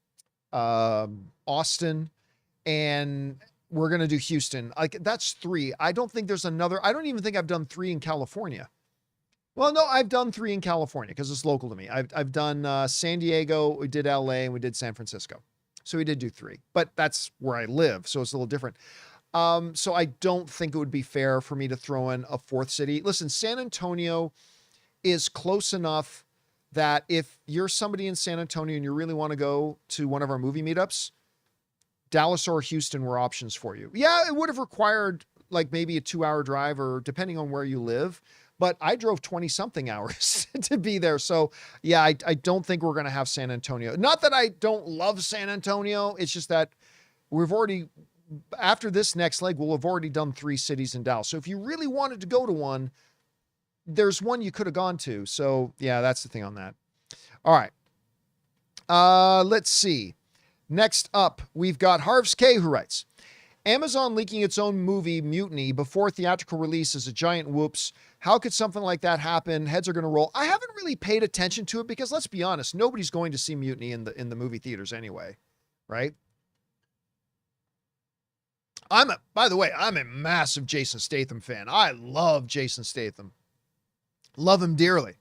But let's be honest, like, no one's going to go see Mutiny. So I don't really know that it made any difference. So for those of you who don't know the story, they had, it had leaked. Not even leaked. They literally just published the movie on Amazon. Whoops. But at the end of the day, I don't think that was really going to hurt it. I really don't, unfortunately. So I hope it does great because I love Jason Statham. I want to see him making these movies for the next 50 years, but I don't really think that probably hurt the movie too much. Like if it had been a Dune or if it had been a, what's the name of the new Andrew Garfield one coming out? The period piece, was it called Uprising? I think Greengrass directed it. I think it's called Uprising. Correct me if I'm wrong in the live chat. Like, that looks awesome. Like, if that accidentally got leaked, if Dune 3 got leaked, yeah. But I honestly don't think this little faux pas I mean, yes, heads should roll, but I don't honestly think the faux pas is going to hurt the movie much at all, to be honest with you. All right, E. Groomy writes, Obsession, The Odyssey, Brand New Day. Which one was the most impressive box office feat for the summer? Obviously, Brand New Day. Obviously, Brand New Day. I mean, like, don't get me wrong. Yeah, I'm going to bring it up here. Give me a second. I almost put an Odyssey. If you look at what Obsession did, Obsession made $495 million at the box office. That's incredibly impressive. Of course it is. 100% that's impressive. Yes. But Brand New Day slaughtered, not broke, slaughtered records that some thought could never happen before. Like, beating 360 million on an opening weekend is unfathomable. We've now only had 7, I believe, movies in history to join the $2 billion club. Let me pull it up here because I misplaced it. Yeah. Spider-Man, Brand New Day has just become the 7th film in history to join the $2 billion club, and it's still going. It should become the 3rd highest grossing film of all time. What Obsession did, absolutely phenomenally impressive. Absolutely impressive. Beyond impressive. What The Odyssey did, becoming the highest grossing R-rated film in history. Absolutely impressive. But guys, we're talking about a movie that is probably going to end up being the 3rd highest grossing film in history. That trumps everything else. That trumps everything else. Other 2, absolutely phenomenal accomplishments, but that trumps everything else. All right. Let's see. Yasmar writes, Whale Fall in 4DX. Do it for the culture. You know what? That's a move. That would be a good movie to watch in 4DX. I think Whale Fall would be, I mean, a lot of water spraying, I'm sure, but I bet that would be a good one to watch in 4DX. All right. EJ Tan sends in a $20 super chat. Thank you, EJ. And EJ writes, my favorite movies of 2026 so far. Number 1, The Odyssey. Number 2, Toy Story 5. Number 3, Obsession. Number 4, Project Hail Mary. Number 5, Send Help. Number 6, Michael. Number 7, Spider-Man Brand New Day. Number 8, Ready or Not 2. Number 9, Masters of the Universe. Yeah, for me, I still think my top right now are number 1, The Odyssey. Yeah. Number 1, The Odyssey. Number 2, The Invite. And number 3, Project Hail Mary. Those are my top 3 right now. Movies like Sheep Detective, Toy Story 5, probably in there somewhere. Send Help. Forgotten Island, which hasn't come out yet, but Forgotten Island is my favorite animated movie of the year. Guys, go see Forgotten Island when it comes out. It's a special little movie. I love that movie so much. I've already seen it twice. It doesn't come out till next month, but go see that. But yeah, my top 3 right now are still number 1, The Odyssey. Number 2, The Invite, which I know a lot of you guys haven't seen yet, but you should. Number 2, The Invite, and number 3, Project Hail Mary. So anyway, thank you for the list, EJ. Appreciate that, man. And thank you for supporting us in that level, dude. Appreciate that very much. All right. Next up, Oscar writes, hey, John, hope you're having an amazing day. I am so far, thank you. Today is my son's Atticus' birthday. He likes to watch the show with me. Thanks for that. And yes, he's named after, I was going to say, it's got to be Atticus Finch, right? It's got to be Atticus Finch. Well, happy birthday to Atticus. I don't know which birthday it is for him, but I hope he has a wonderful day. And thank you so much for watching the show, Atticus. Appreciate that very much. Happy birthday. All right, next up, Broomstickles writes, hey, just curious, why quit screenings just because internet trolls say you're biased? Every critic gets the same trolls, but they still do screenings. Yeah, because maybe they need it. I don't. See, one of the big things that I realized was there are 2 big important factors. Okay? 2 big important factors. If I want to go to a press screening, I got to drive minimum 45 minutes. Depending on where the press screening is, I got to drive either 45 minutes all the way up to an hour and a half to go to the theaters that they generally, there's 4 or 5 theaters in LA that they generally do their press screenings at. And the closest one to me is about 45 minutes. The worst one, which is the AMC Century City, great theater, by the way, great theater. But the AMC Century City is like, for me, about an hour and a half to get to. So I could go see a press screening of it 2 or 3 days before the movie opens and drive 2 hours round trip.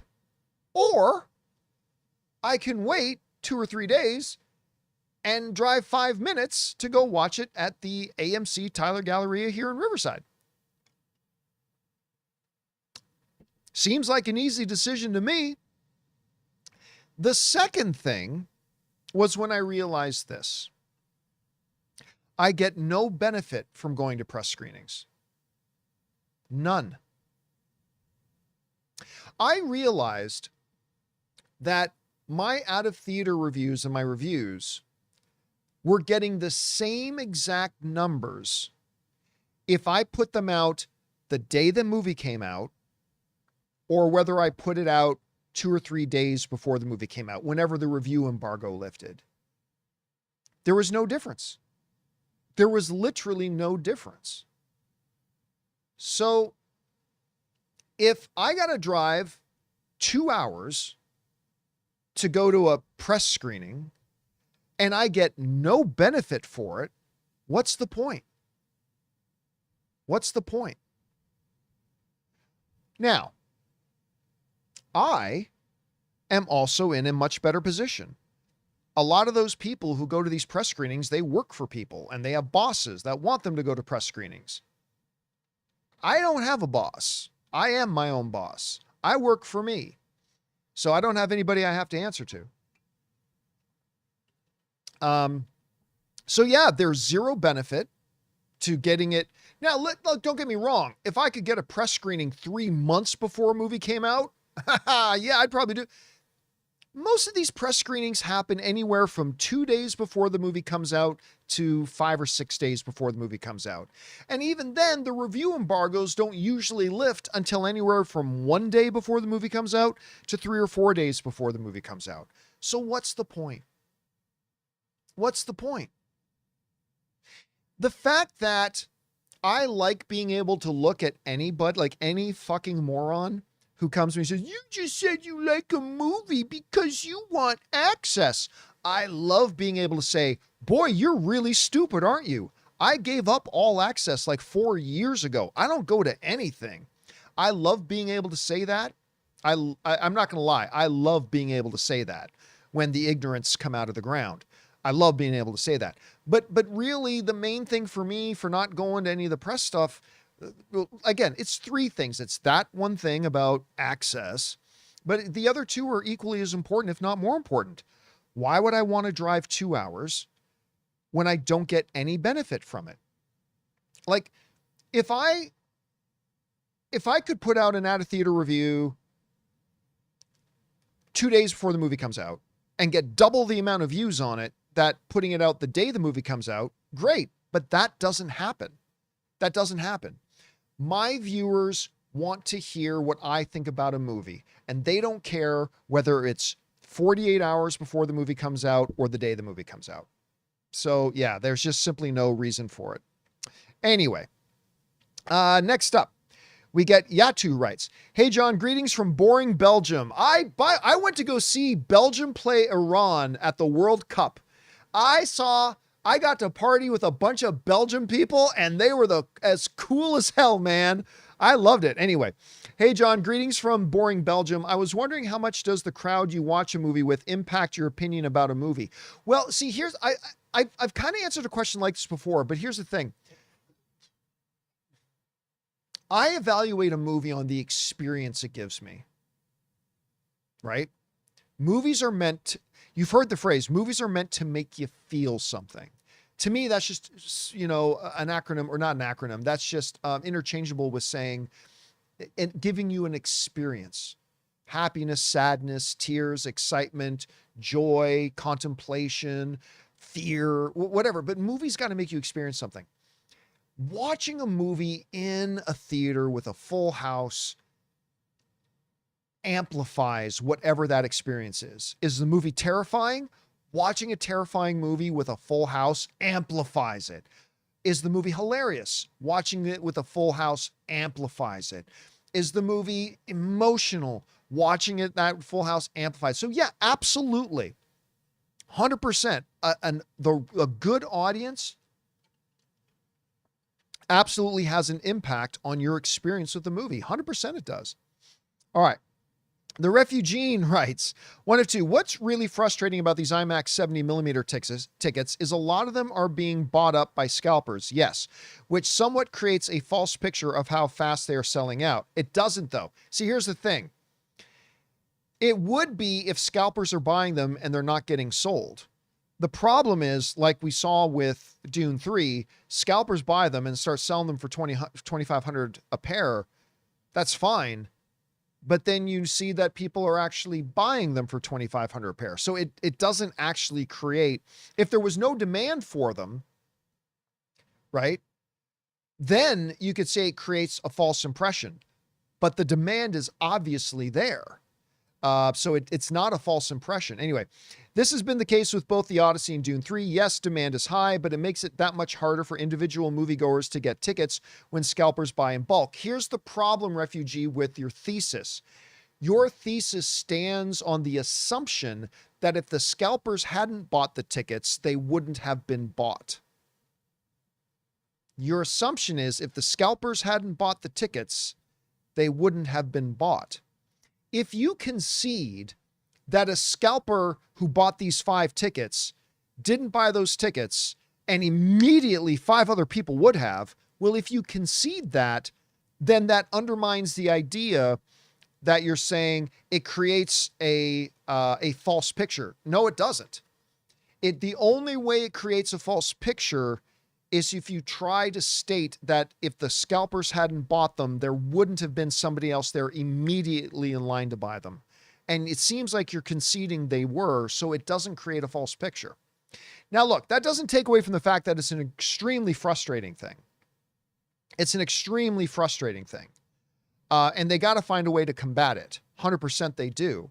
But if the demand wasn't there and there weren't 10,000 people lining up to buy those 1,000 tickets, then scalpers wouldn't do it in the first place, right? So again, they got to figure out a way to combat it, but I don't think it creates a false picture at all. If anything, it only really highlights the picture that it is. Anyway, thanks for that, Refugee. By the way, I love the username, the Refugee. I love that name. Anyway, Augie writes, and sends in another $27 super chat. Thank you, Augie. And Augie writes, thanks for your answer on Wednesday. Showed coworker Maurice, but he's trapped in the online outrage machine, calling every change an agenda. Why do people obsess over turning movie discussions into bad faith culture battles? It's the absolute worst thing about movie fandom right now. There are a lot, and look, I'll say this, there are a lot of blogs, podcasts, YouTube channels that are culture war channels and blogs and podcasts that disguise themselves as movie blogs, podcasts, and channels. They aren't movie podcast blogs and YouTube channels. They're culture war podcast blogs and YouTube channels that disguise themselves in the wrapping of a movie channel. And that's a really unfortunate thing. I've said this before and I will say it again.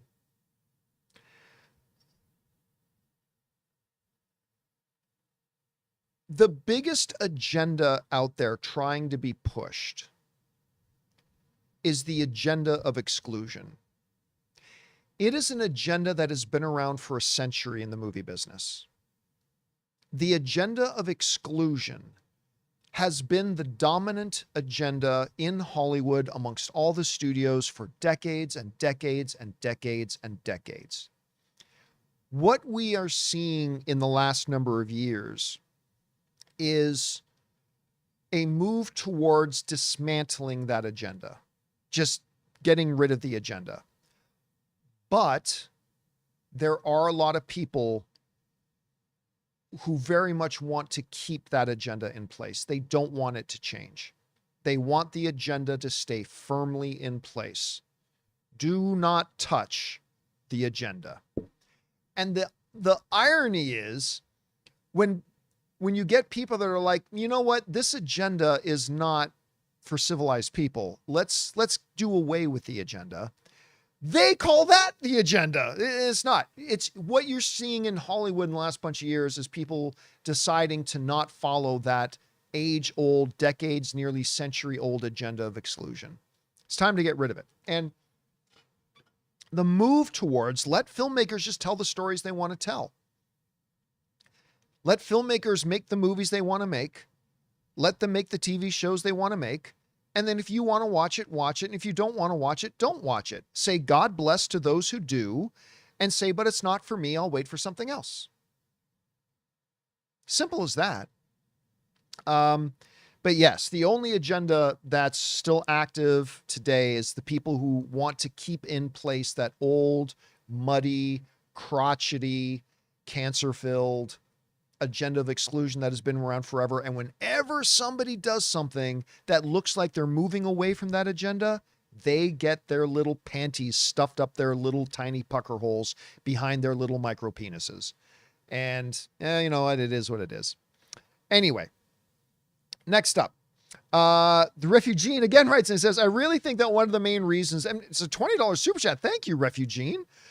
Writes in, I really think that one of the main reasons the Odyssey continues to be so successful is how resonant the themes in the movie are. For me, it really hit me deep in so many ways with life today, and it's just such an experience. I mean, listen, I think that is true of a lot of great movies, but it's absolutely a set of characteristics that the Odyssey has as well. Yes, it's amazing seeing these like giant armor-clad like gargantuans coming through the forest and fighting Odysseus and his men. Yes, these scenes out on the ocean are breathtaking. And yes, the taking of Troy is incredible. But,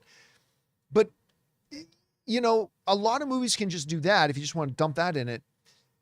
What makes the Odyssey so special is, like you said, those compelling themes, the ones that resonate with us, the ones that we identify with, the ones that we, you know, like certain struggles a character will have, and we remember or think about times in our lives when we've had certain struggles as those as well. So yeah, that's a huge reason for it. 100% that's one of the huge reasons for it, Refugee. Well put. All right.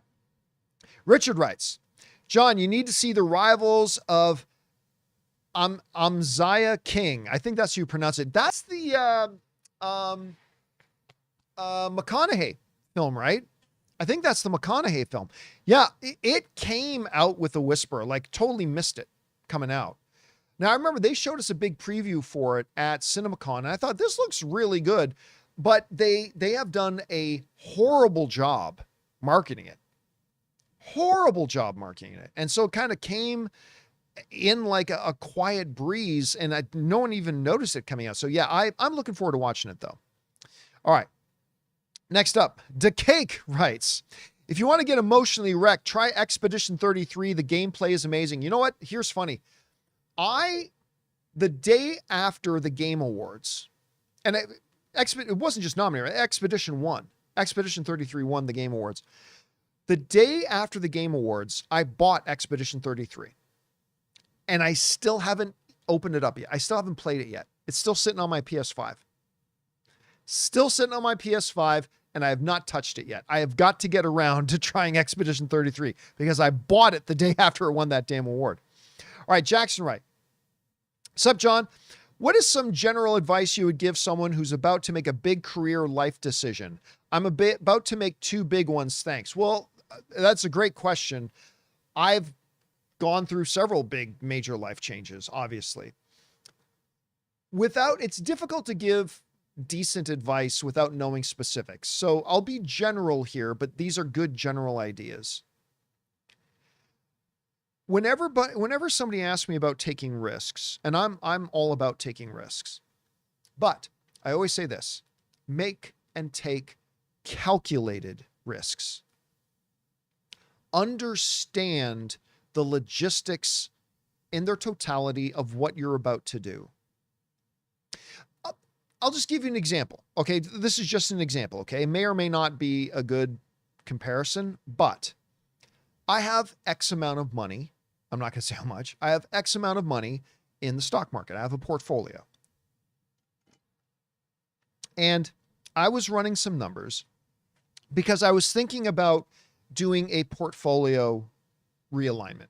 Like, actually, I'll be honest, I was thinking about completely redoing my portfolio and changing, which ETFs, which stocks, which bonds, all these kind of things I was going to put my money in.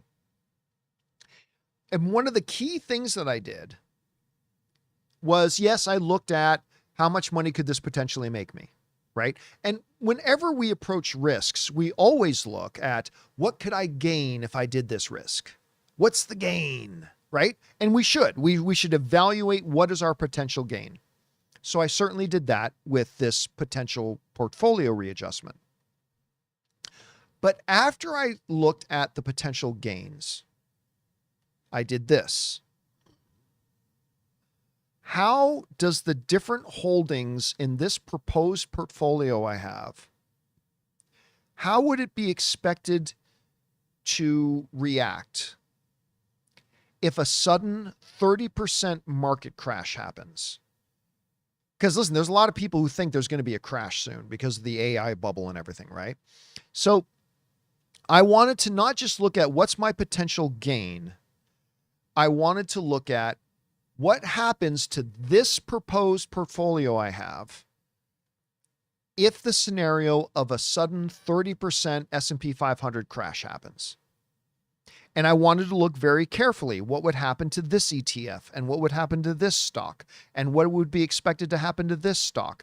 Some would only drop 10%. Some would drop a full 30%. Some would only drop 2 or 3%.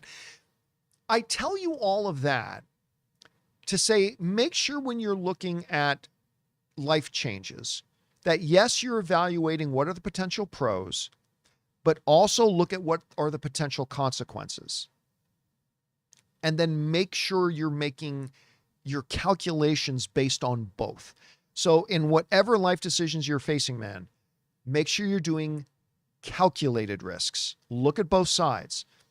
And does the potential upside outweigh the downside? Does the likelihood of a positive outcome outweigh the likelihood of a negative outcome? So look at all that kind of stuff. So that's, without knowing your specifics, man, that's my best advice for that. All right. Rich Reviews writes, would like to recommend the documentary available to stream, The Python Hunt.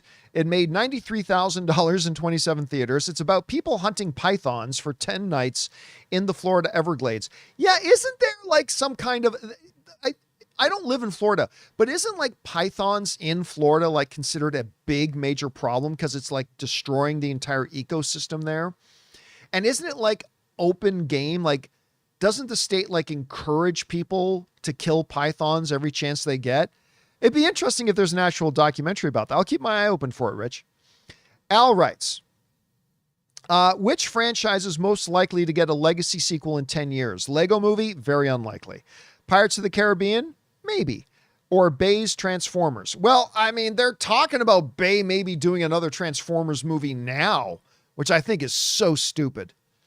I'm a Michael Bay defender. I am. But it is stupid to have him come back to Transformers. He ran that into the ground. Like, he ran Transformers into the ground. You should not be bringing him back for Transformers. I'll see other stuff by Michael Bay, but that's a mistake. Anyway, yeah, I think Pirates makes most sense because you can just pick up on it with a new set of pirates, but still say it's the Black Pearl or still say it's the heir of Captain Jack Sparrow. I think that one makes most sense. I don't know if any of them will happen, but that one makes most sense to me. All right. Al also writes, favorite Universal monster? Wolfman.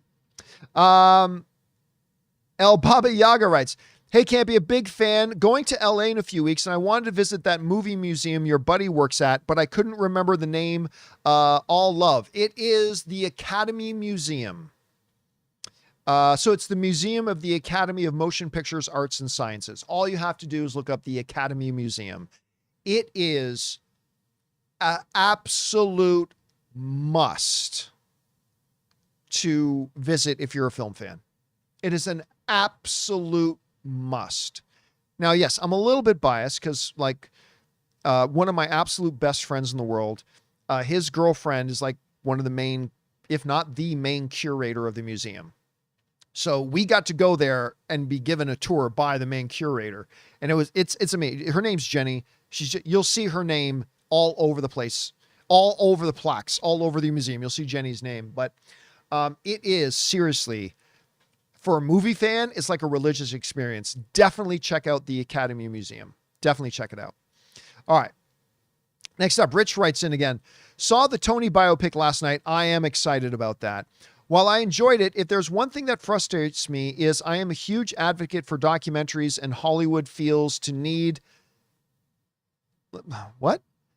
I'm a huge advocate for documentaries and Hollywood feels to need to Bigfoot it with a feature film. Well, okay. But here's the reality, Rich. Most people don't watch documentaries. As somebody who has made a number of documentaries, that sucks. But the fact is, you're not going to get many people going to a movie theater to see a documentary. That's just true. Go to Box Office Mojo, bring up the top 100 grossing films of all time. Tell me how many documentaries are on that list. I'll save you the time. None. There are none documentaries on the list. That is not me disparaging documentaries. I've made several documentaries. I'm looking at possibly doing another one with a team of people. I love documentaries, but the reality is no one's going to go see that movie. No one's going to go see an Anthony Bourdain documentary. About 20 to 30 times the amount of people may go to see this narrative version of it. Like, I don't think that's an exaggeration to say 10 to 20 times as many would be going to see it. So you got to keep that in consideration too, Rich. Sometimes principle has to give way to some stuff that is just more practical. And the reality is way more people, no matter how little money this movie makes at the theaters, way more people are going to go see it than if they had put out a documentary about it. That's just a fact. That's just a mathematical fact, unfortunately, but it is what it is. You know what I'm saying? All right. DeCake writes, what's the worst blockbuster of all time? I don't know. Yeah, it depends on your definition of blockbuster, right? Like what's a blockbuster? Is a blockbuster defined by how much it costs to make the movie? Is a blockbuster defined by how much movie it made? So I can't really, it's not a bad question to cake, but it's not one I can just easily answer. King Daddy Goat says, have a great weekend, John. Much love. Thank you so much. I appreciate that, King Daddy. Jesus writes, I don't get why Olsen series before Batman or Wonder Woman. It's the one they have ready to go. Listen, if you've got the Olsen one ready to go and you think it's a great idea and you've got the showrunners behind American Vandal, which is so good, running it, then you do that one. And by the way, a lot of people forget it's not an either or world. It's not like DC can only make one thing at a time. And by the way, it's also not like, well, the reason we don't have Batman yet is because they're doing this Jimmy Olsen show. No, if they weren't doing the Jimmy Olsen show, really is a Gorilla Grodd show. If they weren't doing the People versus Gorilla Grodd, it's not like the Batman movie would get made any faster. Like we often, and I think I'm guilty of this sometimes too, we often talk as if this is holding up that, right? Oh, the reason we're not getting a Batman or a Wonder Woman yet is because we're getting the People versus Gorilla Grodd. No, the Batman wouldn't come out one day sooner if the People versus Gorilla Grodd didn't exist. Now, you know me, I am all for, like, it is kind of weird that we're going to have 3 Jimmy Olsen things before we get one Batman thing. Acknowledged. But one is not holding up the other. One has nothing to do with the other. So it does feel weird, though. I acknowledge that, man. It does feel weird. The Oncoming Storm writes, seeing Doomsday in Dolby Vision, then walking across the lobby to see Dune in IMAX laser on December 18th. These two are going to eat up my A-list reservations. Dude, Mine are toast. Like, let me see if I can get mine open here. It usually takes a second or two for it to open. Okay. So if I go to my AMC, yeah, look, you get 4 reservation spots. 4 reservation spots when you have AMC A-List, which is normally plenty. But for the next 4 months, I've got 3 of my 4 spots taken. I've only got 1 empty spot on my AMC reservation list that I can use between now and December. I mean, it opens back up again once I go see the movie. But I mean, I've got 1 slot to play with. I got Dune, Endgame, Dune. And it is seriously eating up my spots, dude, so I can totally relate. All right, Jonathan writes, are you still doing a Lanterns After Show? Yes, Monday. I wanted to watch the first one to make sure I liked it, and I love it. So Monday night, we're gonna do a Lanterns After Show. I'm trying to see if I can get Rob to do it with me. He hasn't answered me yet. Didn't let me know if he's available for it. I hope he is. Otherwise, I'll just do it myself. But yes, I'm going to do a Lanterns After Show on Monday. All right, Thomas P. writes, why not put Coyote versus Acme in streaming?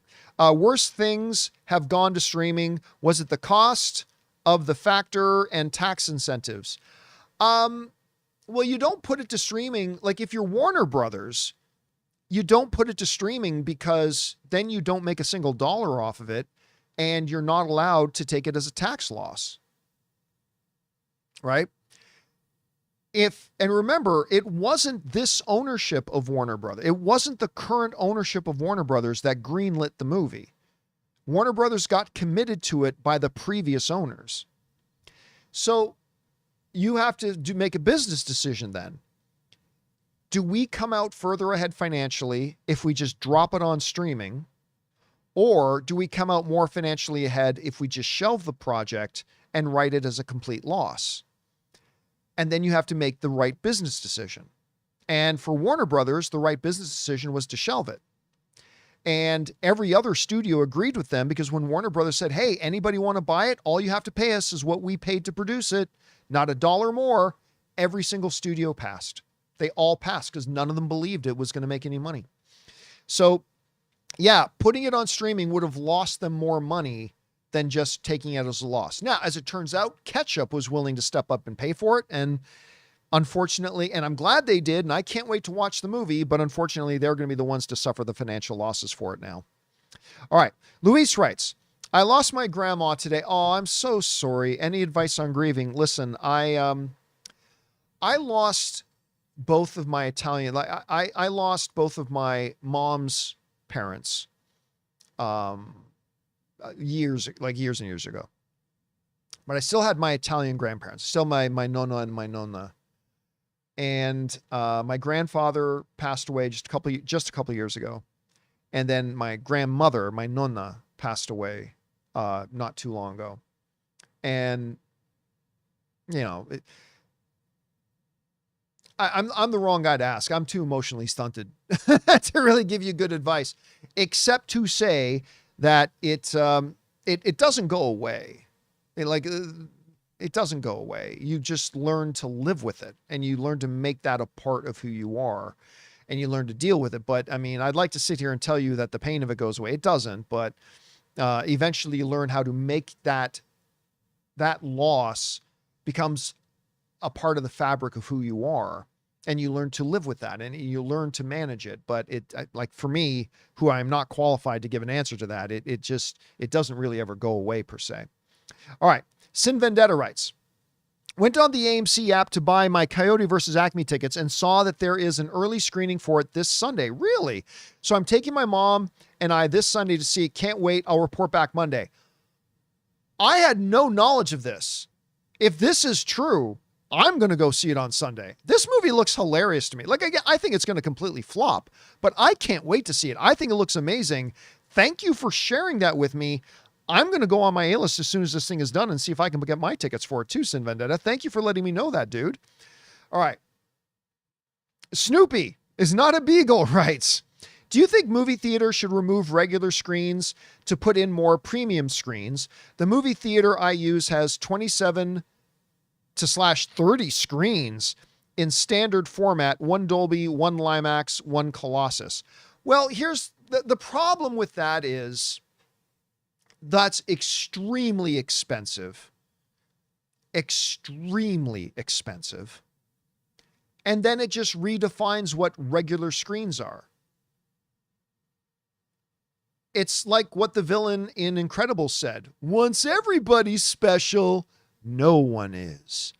So if like, okay, like you turn every theater into well, then none of the theaters are special. Then something else has to be the special one, right? But look, the bottom line is I was working with AMC theaters when they started installing their prime theaters. And those were expensive as hell. They're so expensive to put in. So expensive to put in. So no, I don't think you just replace all of your screens with that, because that's simply not financially viable. But I would like to see an expansion of them. And I think they are working at expanding it out, Snoop. I think they're working on expanding that out. All right. Let's see. Madaween writes, hey, John, looking forward to the meetup in Nashville. Thank you. Any interest in watching the Transformers movie doing that stop? Zero. What Transformers movie? I'm still pissed about how my boy Braun was snuffed out. Oh, you talking about the animated film? Fuck that movie. Fuck that movie and its stupid fucking Transformers Decepticon butthole. That movie is garbage. That movie is a sin. It should not be allowed to exist. I have still not forgiven Hasbro for that. So no, F that movie. Never again. Next up, but I am looking forward to Nashville. All right, next up. Dapper Alligator writes, last question of the day, writes, will glowing reviews for Coyote vs. Acme cause reputational damage among filmmakers working with Warner Brothers? Even if not profitable, it sends a bad message. No, it doesn't. Look, filmmakers who aren't children understand that it's also a business. A lot of money goes into making these things, and a lot of money goes into making these studios run. It does Warner Brothers no good if a movie is great but loses them $40 million. It does not matter. It doesn't matter to your bank account if your $40 million loss was a great movie or if your $40 million loss was a piece of crap. It doesn't matter. It's just funny to me. It's funny to me how everybody thinks other people's money is not an issue. Other people's money is not an issue. But everything in our lives, money is absolutely important, and money is absolutely foundational things that helps us make our decisions. And especially if you're a business. You're a business. And if you do a calculation, you realize, hey, if we put this movie out, we're going to lose this amount of money. If we don't put the movie out, we lose less than half of that. Well, then you are a first grade moron if you don't take the thing that will cut your losses in half. Of course you do. And any filmmaker who is not a sniveling little child understands the financial realities of that. They understand the financial realities of that. It doesn't mean it doesn't suck, and it doesn't mean that it's not unfortunate, but it is part of the reality, right? It's the movie business. You can't just lose money on what? A principle? Well, we're just going to put this out because, and we're going to lose an extra $30 million just because. Like that's not how serious people think. That's not how adults think. It's a business, and you have to do things that are good for business. Now, under the best of circumstances, great art equals great business, right? Obsession is a great example of that. Sinners is a great example of that. The Odyssey is a great example of that. And on and on and on. But it doesn't always work, right? Every once in a while, you'll get a movie that is fantastic. But for one reason or another, nobody goes to see it, and it costs a fortune. At the end of the day, no matter how good or bad Coyote versus Acme is, and from everything I understand, it's really good, and I'm excited to see it. But the reality is, if it tanks as hard as I think it's going to tank, and I hope I'm wrong, but if it tanks as hard as I think it's going to tank, then Warner Brothers becomes absolutely justified in their decision. 100%. And nobody's going to look twice at them about whether or not they want to work with them. Every filmmaker is going to line up to work with them. They always will. It just is what it is. Anyway, cannot wait to see the movie, though. I've heard it's fantastic. I can't wait to watch it. But the unfortunate reality is we're not going to have any problems getting tickets. It's going to be pretty easy to get tickets because there's not going to be a lot sold. And what I hear, here's the best case scenario. I hope when it opens and we all go see it, that the word of mouth is so good, it creates a secondary push for it. That's the best case scenario. And I hope that happens, but I'm not expecting it to happen. We'll see. Anyway, guys, that will do it for today's installment of the John Campea Show. Thank you so much for being here and making our little show part of your day. Big special thank you to all you guys who sent in those super chats. Number one, because you gave us great fun things to talk about. But number two, you supported this channel as you did it. And all of us involved with the show, thank you guys so very much for your support. Yeah, I am probably going to, you know what? I'm just not going to say just in case I can't. So yeah, but listen, we will be back Monday, and there is going to be a Lanterns After Show on Monday night. And okay, I'll let you know. I'm going to try to squeeze in a video this weekend as well. Keep your eyes open for it. Anyway, guys, that will do it for me today. Thank you so much for being here. My name is John Campea, and until next time, my friends, bye-bye.